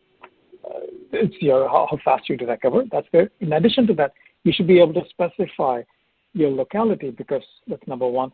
and then where your system should be smart enough to find the closest storage, because especially when you're doing a global organization, it should have simple policies to rather than choosing saying, do I want it within it? Because I know we have customers, let's say, for example, in Switzerland, they say the data has to reside within Switzerland. You should be able to do that. It should be one simple setup in the policy which should automatically apply. And the way we also tell people is that using tagging mechanism, things like that, being able to, as long as you tag your infrastructure in the right way, it should automatically put the data in the right place. That is something we should be able to do. Perfect. Okay. I love this question. What are the challenges that you see most commonly for a hybrid cloud environment? That's a great question. So one of the things we see, Jess, is that when people think of a hybrid cloud, the first thing what happens is that in a hybrid cloud, as we all start with, people have their on-prem infrastructure, which is like 99.9% of us actually have. When we have it, people think when they go to the public cloud, the initial reaction is saying, oh, let me take the on-prem backup and let it run on the public cloud. Sounds like a rational choice, right? The challenge of what happens for people is that on-prem solutions, if you think about it, they were all built with the philosophy that with the constrained world, right? On-prem is a relatively constrained world because we cannot spin up 100 machines, 1,000 machines overnight. So they were built in a constrained world, said, I got to live in a very constrained world. So it doesn't take number one. And number two, on-prem software assumes network is free and the infrastructure is whatever. If I give you compute, it's free. No, that's not true in the public cloud. You got to understand the public cloud. You got to understand this one. So that's one of the reasons customers have a challenge of finding the right technology which actually works for both public cloud and the on-prem infrastructure. That's one of the reasons, for example, at Haiku, I'll tell you, Jess, is that we decided that there's no one solution fits all. So that's one of the reasons when we built each one of the clouds, be it on-prem, VMware or Nutanix or physical or Google or Azure or AWS, for each one of them we built it natively. Engineering-wise, it's an expensive operation, but from a customer perspective, you try to get the best of all the worlds, right? That's what we believe in, and that's, I think, whatever technologies customers choose, please choose something which is purpose-built for your infrastructure. That way, you get the best of that. And obviously, you want to be able to make sure this technology is smart to let you have the mobility between these clouds. That should not be a big overhead for you. So that's something I've done. I love that. I wish we could keep going because you've got such great advice, not just about Haiku, but also you're giving the audience some just really great thinking points to start from. But I do want to, as we're kind of coming to a close here, can you let anyone out there today that wants to get started with Haiku know what should be their first step? And while you're doing that, I'm just going to head on back to this slide here. Thank you to everyone who filled out the poll. I'm going to move us back to your link here so that people can take a look at that. Thank you. Yes. How should people get started? Absolutely. So one of the things is that if you have any questions or comments or want to actually have a talk with one of the experts, again, no charge, no selling, don't worry about it. It's just send a note to info@haiku.com. Happy to get on a call and we can talk through how we can help you think about your entire data protection strategy. Happy to do that. And also we would tell you if you want any advice on ransomware protection, we do it all the time for customers. Happy to do that. I love that. And we have gotten a few sort of, intro to like getting to know ransomware type questions today. So I think we're all at different levels of comfort with that. If you're feeling more at the starting point of it, it sounds like there's some great resources at Haiku. So reach out and they'll follow up with you. Well, thank you so much, Subhai. Honestly, just a wonderful presentation. And I hope you have a great rest of your day. Thank you very much. All right. Well, thanks to the audience for asking some great questions. And again, to those who took the time to answer the poll, we do appreciate that feedback. And the Haiku. Thank you for the Haiku. That was wonderful. If you are looking for another great way to get some information from Haiku, click into that Handouts tab, download their fascinating ebook, Accelerating Your Ransomware Recovery with the Right Backup Strategy. Definitely worth the read. And while you are off to download that, I'm going to give away some more fun stuff. So next up, we have a $500 Amazon gift card, and the lucky winner is Evelyn Dinev. Evelyn or Evelyn Dinev of California. Congratulations to Evelyn or Evelyn, as always. However you pronounce it, you've won, and we will be in touch about claiming your prize after the event. Don't forget, there's still another chance to win. plus the $50 best question card coming after every session. And speaking of sessions, guys, I don't know if you can believe this. It had to happen eventually, and here we are. It is time for our very last session in today's MegaCast. It has definitely been a day full of awesome presentations, and this one is no exception. I am so excited to introduce Stefan Voss, Vice President of Product at Cove Data Protection. Now, before we jump in with Stefan, you may not have actually heard of Cove Data Protection before, because they are actually a very new brand, which Stefan's going to tell us about in a moment. But Stefan, you are far from new to data protection yourself. Is that right? That is correct. Thanks for the nice intro. Yes, I've been around the block quite a bit and had my tenure at EMC and then Dell across various products, standalone software, integrated appliances, cloud-based. You know, cyber recovery is kind of my baby. That's a product we got off the ground from scratch. So yeah, I'm very excited to be part of the Cove family. It's very nice to be here. So yeah, let's talk about not so much the product, but we'll obviously not leave sort of the opportunity out to introduce the product. Like you just said, I mean, it's not a new product. It is a new brand. But the good thing is we have a cloud-first data protection solution that really has what we feel the right workload coverage for specifically MSPs, but also the modern hybrid worker, right? So if you think about just the context of DR and recovery in general, think about doing disaster recovery and you're not able to bring back your remote workforce. That seems a bit weird, right? So, workload coverage, I think it was mentioned before, is very important. It's not just M365, right, sort of the SaaS workloads, but it's also the devices, right, and really the machines we're working with day in, day out. And, of course, it's also the other, server workloads, virtual machines, and so forth, right? So just a quick intro who we are. So we are Enable. We have a variety of products. We spun off SolarWinds early in the year, or not too long ago, I should say, actually last year. And Cove Data Protection was rebranded, but the nice thing is we actually have a product that's widely adopted, right? So we have 12,000 users actually, or providers. So we're really talking partners, right, that then fan out and support over 130,000 end users, right? So we're really designed to support that managed service, that as a service use case, which as you can imagine is just up and coming as a service, just because of the skills shortage and sort of other industry realities as well. And one thing I will say, it's pretty obvious in the context of DR and data protection in general, is that the workload, this has not gone unknown to any of us, are moving into the cloud, and it's not gradual. It's a pretty steady clip. So therefore, we see tremendous growth, and you can see some pretty nice traction there. Okay, so considerations when you just think about a disaster recovery and data protection strategy. I think it was mentioned also is not just the actual technology, but you got to think a little bit more holistically, especially when we are concerned about the types of disaster that go along with the destructive cyber attack. So we really need to think about the people aspect, the processes, right? We need to make sure that the disaster recovery activity actually fits into the context of an incident response plan. In other words, if you don't have a DR runbook and you don't have an IR plan, or the security folks don't even know who you are, I don't really care what your RTO is, because you don't even know where you're going to be able to restore to, because you don't even know the person you're going to work with. So it's very important to understand who are the stakeholders in this activity, to understand, what are the steps, and then lastly, practice. We got to practice before the game, sweat before the game, right? Tabletop exercises and so forth. And, those policies, as you'll see, become a lot easier if you can actually simplify, right, your design that supports your recovery infrastructure that supports disaster recovery.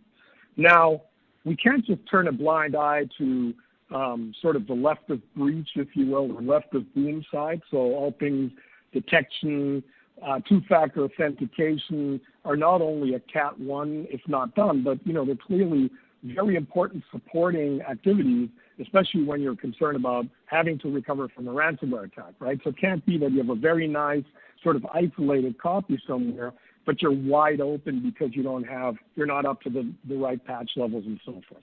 And then lastly, I think everybody can see this in various government guidance and best practices. It's always a good idea to have offline backups, right? Because they should be on a different network than the destructive malware, because that's the bad actors, of course, understand that if I can destroy the backup infrastructure, guess what? Then it's going to be pretty easy for me to extort money.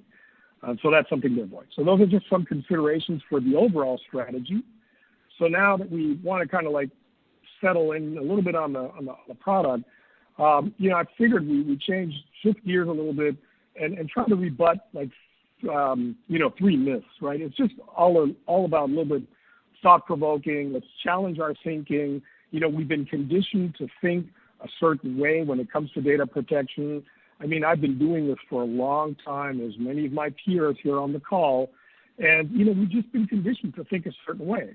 And it is an on-premise, local copy-first world. And, many times the rhetoric was, well, cloud first, not so much, maybe not ready, this and that. But if you go to some of the conferences, you'll see even large enterprises that not only do cloud first, in some cases they actually are shifting to cloud only. Myth 2, instant recovery, how does that work? Is that the key for a successful DR? I think you can imagine that we have some thoughts on that. Some of it was actually covered earlier. I like that. And then myth 3 is really, in order to obtain disaster recovery, cyber resiliency, you've got to layer on copies, different copies, and then layer on complexity as a result. So let's just go one by one. Little transition here, but when you think about sort of the evolution of backup, we've been living in a world where we are deploying, maintaining, patching infrastructure to support local data protection. I mean, the whole purpose of creating a backup is really just to, be able to restore, right, in case something goes on. The problem is, of course, this infrastructure can be quite complex. So we move to sort of the concept of integrated appliances. Now it brings at least the storage, the data protection target, and the data protection software, together in sort of a single form factor. But if it's scale up, it's limited. If it's scale out, at least you can, in theory, scale limitlessly. But all of these require that you have teams who maintain this infrastructure, who make sure that this infrastructure itself is patched, right? You're on the latest code levels and so forth. It always requires vendor coordination. You got to manage the storage, and the list goes on and on and on, right?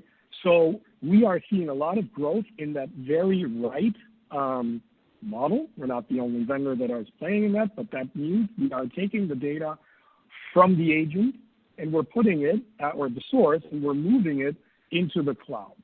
And it provides a couple of benefits that we're going to cover, but it is very well a very viable approach to disaster recovery, and it is actually a very viable approach to cyber resiliency. The key is, in order to be able to do this, you have to be in a position to actually move data very efficiently, which is exactly what we do, right? So the data movement from edge to cloud, especially if you're going to combine workloads that cover desktop, laptop, workstations, SaaS workloads, right? Bringing in critical virtual servers and corresponding databases. I mean, that is kind of the mix of workloads that, a small, medium business really needs to survive. If I have a DR plan and I'm leaving out desktop, laptop, right, that's kind of weird, because how am I going to get back to a state of productivity if I don't restore that, if I leave that workload out, or I have to buy another tool to cover that workload, right? So the ability to cover the right workloads, get them in the cloud efficiently is certainly the name of the game. Now, this is a bit of a marketing slide, I know, but the way we can challenge our thinking too is, in order to get data from places, organizations are distributed. We heard it before. And they are distributed in manners that, you'll find the sources, if you will, in places sometimes where there's not a lot of bandwidth. Remote workers, we all work from home, some couple of days a week, right? And so the trick is, how do I move the data efficiently? Because if I can move the data efficiently, A, I'm not going to overinvest in bandwidth, and B, I'm actually going to be able to contract my RTOs, or I should say RTOs, but mainly also the recovery points, right? Because if I can move less data, I can back up more frequently, and therefore, I can actually get more granular, which is obviously very nice. But it works also the other way, right? When I pull it back from the cloud, the ability to get the data distributed to that endpoint where I want to perform the recovery, if I can do that efficiently, it's going to mean that I can actually bring the data back and at least do that part of the recovery quicker, right? So you can see some numbers here. They're real. We did some testing, and this is a fabulous follow-up conversation. We have 20 minutes, and we want to stay away from the hard pitch, but this is an architectural thing. This is not a product pitch, right? This is all about, are we thinking about partnering with a provider that has the right architecture, the right design to move data? Because any backup product that we're covering today needs to move data. If you can't move it efficiently, you're not going to be able to do cloud first, or you're not going to meet your backup windows. All right, so the second myth is, hey, instant recovery, boom, life's good. I can just pop back from all kinds of disasters, right? And that's pretty much it. Well, the problem is it really depends on what is the type of a disaster that we're actually speaking about. So a lot of times, we have been conditioned to think in sort of the traditional disaster recovery mode, right? And it can be a logical disaster. We would use snaps, different types of backup, right, as a last line of defense. That's fine, right? And oftentimes we also find storage replication in the mix, but the use case is really, I have a flood, I have something that's regional, so therefore I have to have a copy in another data center somewhere else, right, that regionally sort of diversifies my risk profile. And then often when you think about the recovery, it's more of a bulk recovery because I know what it is. I mean, I'm supporting this business process, this business application with my primary copy. And if that fails, I want to pretty much fail over and move, right? So the close to zero recovery time and recovery points are very real in this world. They're perfectly appropriate. Unfortunately, often there are additional steps that are overlooked in actual recovery back to production. But we all know that we have a cyber attack or ransomware attack every 11 seconds, right? So a cyber event is actually very different. And I've lived through many of them as a partner of enterprise class customers. And for them, they didn't really need an instant recovery. In fact, they couldn't even do an instant recovery because security won't let them. What security folks will mandate many times is that you perform the recovery in a sandbox so they can do their forensics, make sure the copy is clean, and that you then restore it back into production when it's safe to do so, right? So it needs to be reliable, yes. It needs to be fast, right? But it doesn't need to be instant. It can't. It's meaningless. It's a meaningless concept when you're coming back from a cyber attack, right? Oftentimes folks are more lenient with their RPOs, right? It's okay to have a daily gold copy, right? Because if that's what's going to save your business, that's awesome, right? I mean, because you're going to make the assumption that you have other sort of topologies to give you closer or smaller RPOs, right? And then as you can see, the recovery itself also tends to be more granular. So how do you actually pinpoint a specific VM or specific piece of content that you need to produce because the security person is asking you to not only produce the data, but put it on a specific target of their choice, not the appliance that's convenient for me, right? So just understanding the different types of disasters is important. And then, designing your incident response plans around those, practicing, we touched that, and making sure you know the people that you're going to work with, especially when it's a disaster, a cyber event, right? The other problem, of course, with restoring straight back into production is you're contaminating the crime scene, and you're potentially rehydrating malware back into production. That's never a good idea, right? So the third myth, it's sort of you got to have a lot of copies in order to have a proper, disaster recovery, cyber resilience strategy, which drives more complexity. Well, let's challenge that one. So, what we find here is a very traditional topology. There's nothing bad. It's just something we need to understand when we go in. You have a source, right? Could be a desktop, could be a virtual machine, whatever, right? Workload covered gets copied onto a primary copy. So this could be an appliance, it could be a standalone, purpose-built backup appliance, it could be tape, whatever. Typically, we don't keep data there forever, right? So we have sort of this concept of an active tier, and that is typically shorter term retention. So let's say 45 days, and then often even our risk people say you got to move that into an archive.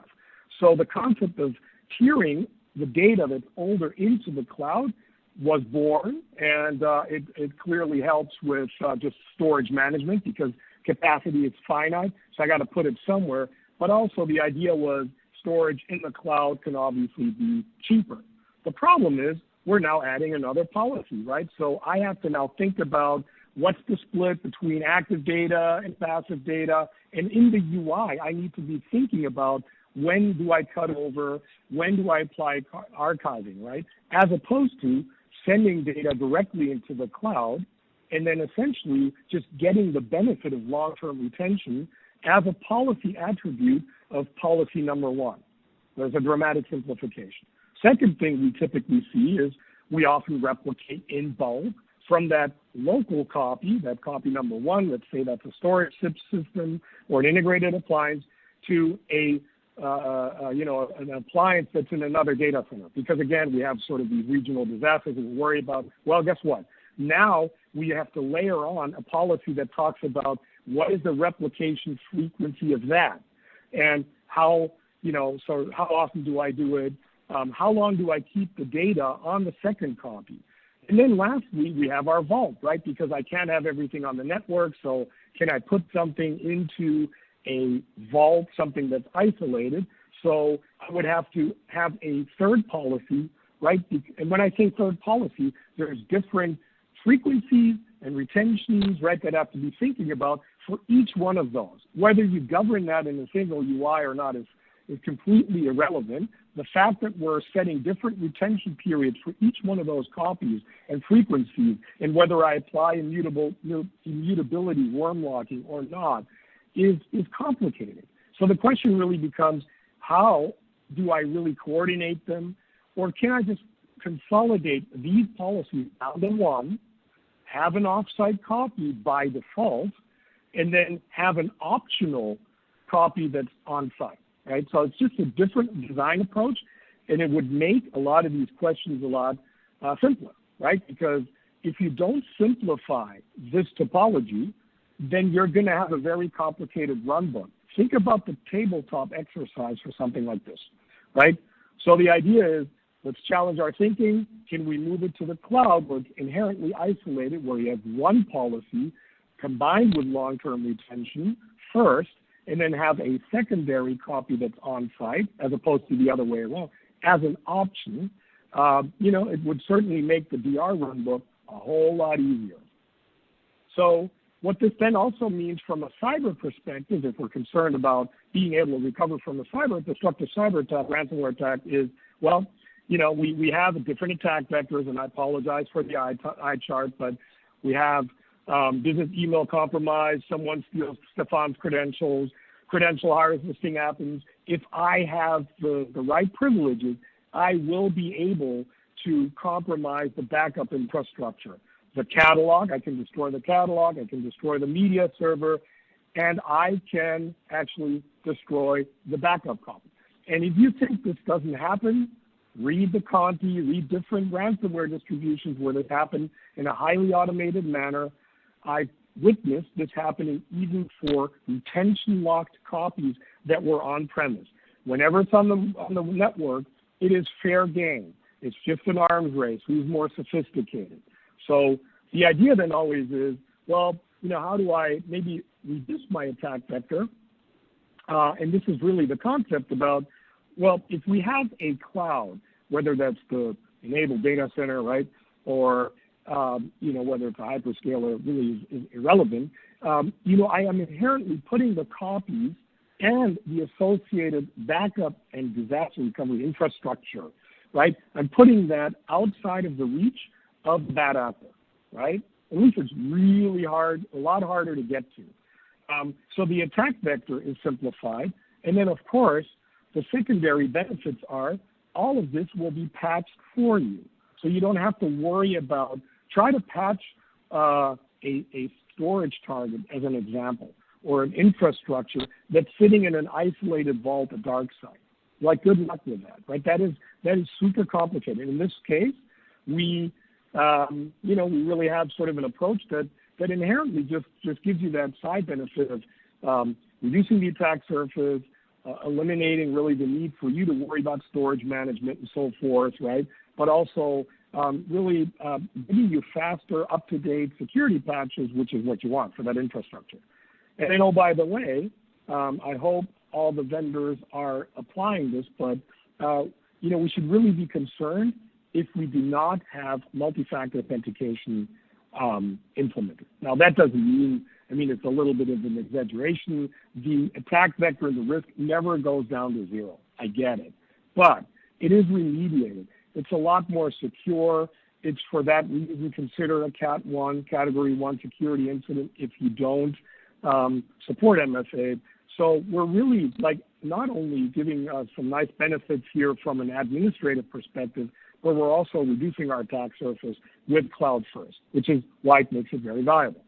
So instead of so now the question is, how do I get it back? What if we can then actually pull back and restore back into a server of your choice that runs on your network, so you don't have to buy a proprietary expensive appliance. You can repurpose a machine that you have, and then we place a cold standby image there of your critical server, and then you can use that to accelerate your recovery. It's a lot more clean approach than having to always by default create the local copy and then bolt on cloud copies just to cover sort of your DR and cyber resiliency use cases. So with that, I think I have a little bit of a wrap here. So let's just challenge our thinking, think differently. Like cloud first data protection, it's not just some joke. We've been doing this for many years. You can see the number of customers we're supporting. It's working very well, and it is not going to get in the way of a very proper disaster recovery and cyber resiliency strategy. In fact, I would argue it's preferable because it's a lot easier to design a run book and practice the run book execution, right, against a simplified infrastructure.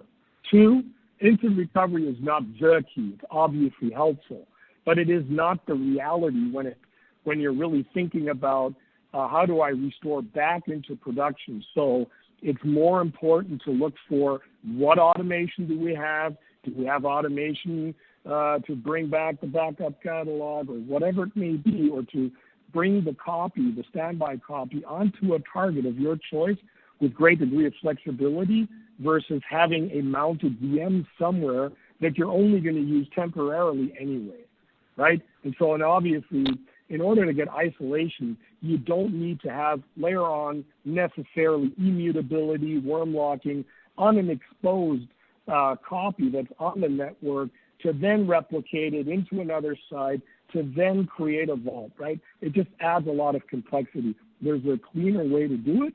And with that, I think I'm done. Thanks so much.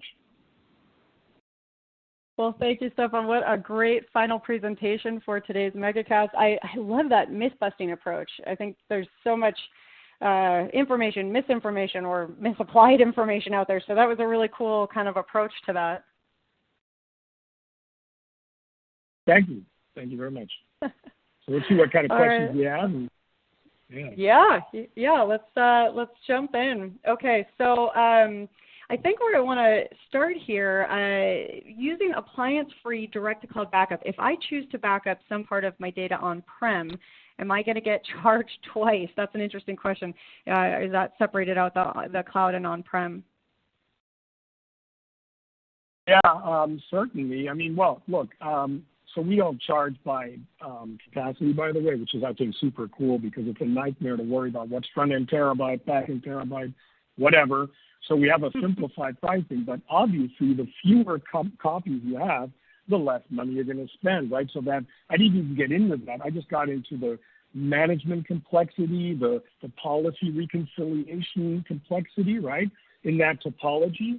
But yeah, every one of those copies carries $1 per gig value. And so it's also very expensive from a CapEx perspective. So absolutely, isn't it better if you make an investment in a primary copy, and then if you choose, you can then create a local copy if you want, but you can do that for a subset of the data. You can be very granular that way. So it's another way to save, for sure. Awesome. I love this one from Paul because he's responding. You've offered the recommendation that people should think outside the box. So he says, what resources does Enable offer to assist folks that may provide insight to stakeholders considering simplicity, cloud-first data protection, beyond instant recovery, et cetera? Yeah, that's a wonderful question. I mean, I think one of the things I really love about Enable, we have a very good partner program in general. So we always welcome the dialogue. I mean, I remember going to sort of the first on week 2, I actually went to a partner event, and it was so much less transactional than I was used to. It was really a partnership approach. So the short answer to that is we have these nerd programs, we have partner success managers, we have different sort of stakeholders in the business that actually help you from business all the way to automation, scripting, integrations that are there to help, right? It's just really finding the right sort of area that you're passionate about and something that you want to solve. And then I'm sure we're going to be able to partner. And then it typically doesn't end up in a hard sell. It can very much be a technology discussion, right? Or a best practice conversation, or maybe you want to challenge us. That's all good, right? We're here to learn from one another. I love that. Yeah, that's why we're all here today. All right. Well, I wish we could keep going. I'm going to ask you one more question. Billy's wondering if this is going to work well in End Central. Yeah, it would. We have integrations, right? We are thinking about how do we navigate to sort of these services. I look at them as services a little bit more elegantly, but the short answer is it works very well because what customers typically care about, and for those who don't even know what End Central is a remote monitoring and management portal, for lack of a better term, right? So the question then always is backup is if data protection is part of it, does it work well? The answer is yes, right? Because you do other things in that framework patching and just monitoring, right, as the name explains. So all these this reporting, the exceptions-based reporting, hey, you missed your backup policy. Your backup failed. Those types of things are exposed. So there's that integration is certainly there, but it's not limited to End Central, right? So we have a standalone product, and it can also coexist very nicely with other RMM tools, right? So we keep an open posture, but yeah, the short answer is it works well with End Central. I love that. And I do want to point out, and I apologize I didn't put this up earlier, we have the poll question here. I got so caught up in your presentation, Stefan, I was just ready to jump in. There's a poll up now. If the audience could go and make sure to let us know what further information would you like to get about the Cove Data Solution. So please do take a minute and fill that out. This feedback is so important. And because we're going to leave that up a little bit longer, I also want to ask a few more questions. Let's give people a little bit more time. So Stefan, does cloud-first architecture have the maturity to meet the needs of large organizations? We get a lot of questions about the size of company that these solutions can work for. How is this going to work for a larger organization? Yeah, it definitely does, and it's kind of evidenced by the fact that we have different players in this general architectural approach. You can obviously Google who those are, but very much servicing the enterprise class customers.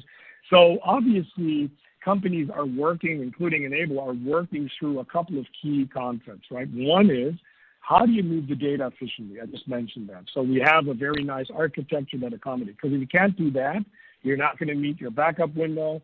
It's going to take you forever to get the data from a remote location into the cloud, right? The other one is data sovereignty. It was moved earlier. So if you're forcing me to kind of with a distributed enterprise to move the data to a U.S.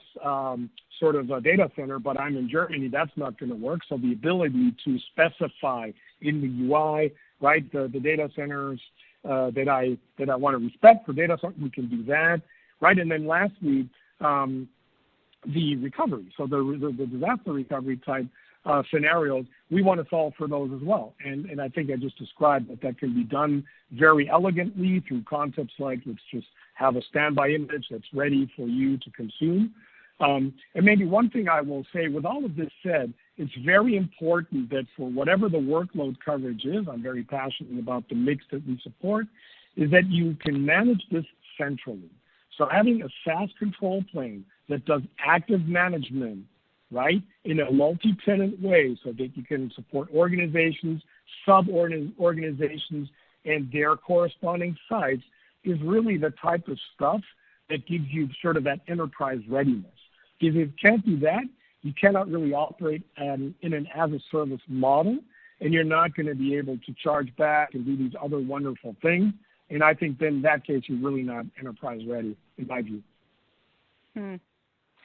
Okay, so if somebody is ready to get started, they're excited about Cove Data, which is brand new, and we're all kind of getting to know. This was a great introduction. What's their next step? Where should they go, Stefan? Yeah, I think if I may, I can go back to sort of this slide here. I think everything is really here. If you go on this like nice little barcode, or you can also click on that's not hyperlink, copy, whatever, just type it in. But you'll find very quickly some nice video that Chris, who's also on the call, and I did. It's a little explainer video. It's pretty light. We can also then get you on a trial very effectively. Again, it took me 15 minutes to back up my first workload, which was my desktop. For me, seeing is believing, right? So it's very quick to actually onboard. You don't have to make a heavy investment, right, in some equipment to just test it out, right? So there's different ways to approach it, but a good place to start is this URL and maybe this barcode or this icon. Just click.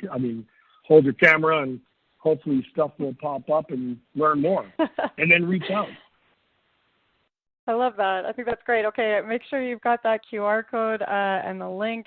If anyone needs us to send that to them, we can as well. Stefan, this has just been an incredible presentation. Thank you so much for joining us today. Thank you so much. It's been a pleasure. Thanks. All right. So we have that poll up earlier. Hopefully you guys all got a chance to fill that out. Thank you so much for that feedback. That is really helpful for us to see. And now we are going to go forward with our prize giveaway. So this is our very last prize giveaway of the day. And we've had a lot of people asking if we could give a little bit of a recap, so I will give a little bit of a recap. So we are going to announce our final winner of the $500 Amazon gift card. This is going to Wasi Ahmed of California. The final winner of our $500 Amazon gift card is Wasi Ahmed of California. And the final grand prize winner of the Apple M1 24-inch iMac is Nina Verghese of Oklahoma. Nina Verghese of Oklahoma. You have won an Apple M1 24-inch iMac. I'm going to read out the full list now, guys, so get ready. Take your notebooks out if you've forgotten already. Gift card number 1 was going to Mike Vierling. Calvin Wong won a grand prize. Bram Sanchez got a gift card. Michael Kaplan got a grand prize. Corey Hopwood got a gift card. Matthew Cobb got a gift card. Bing Zhu got one of our grand prizes. Patrick McHale got a gift card. Cynthia Tarosik got a grand prize. Evelyn Dinev got a gift card. Wasi Ahmed also got a gift card. And Nina Verghese got a grand prize. Congratulations to all our lucky winners here today, including the best question asked from each session. We will follow up with you and get in touch after the event. Now, before you all run away, as a special treat, I also have one last haiku from one of our audience members. He'd like to leave you with the words, haikus are awesome, but sometimes are confusing. Refrigerator. I thought that was a really good one. We should have some tech haiku questions, IT haiku challenges for you all in the future. Okay, and I do want to remind everyone to take a look in that handouts tab before you go. There's some great handouts from all of our speakers, especially there's a really fun review of the Cove Data Protection solution, so take a look in there and make sure to read a little bit more. Okay, well, before you head out, we're just going to skip forward here. I hope you take a moment to check out the Actual Tech Media ransomware guide. We've talked a lot about ransomware today, and as we said, there were some varying levels of comfort level. You can find everything you need to know about ransomware, how to understand, how to prevent, how to recover, and that's a clickable link right there in the screen. So visit ransomware.org, get some more information. Wherever you are in the learning process, you can find what you need at ransomware.org.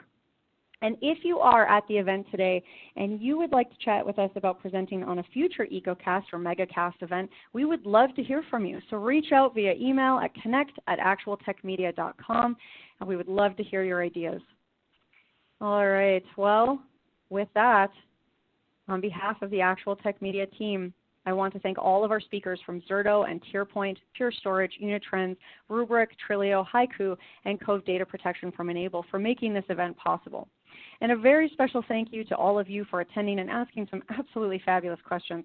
I hope that you've all learned some interesting and helpful tips today about how to approach your own data protection strategies and disaster recovery planning.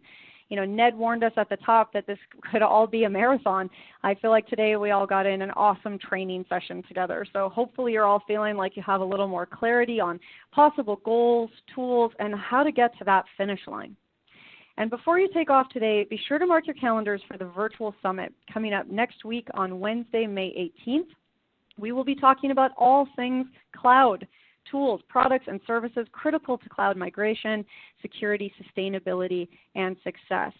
The summit kicks off at 11 a.m. Eastern. That's 8 a.m. Pacific. It's going to be a big day. We have 15 different amazing presentations and just so much great content. So be sure to register for that. I hope that I get to see you all again soon. And until then, have an absolutely beautiful rest of your day.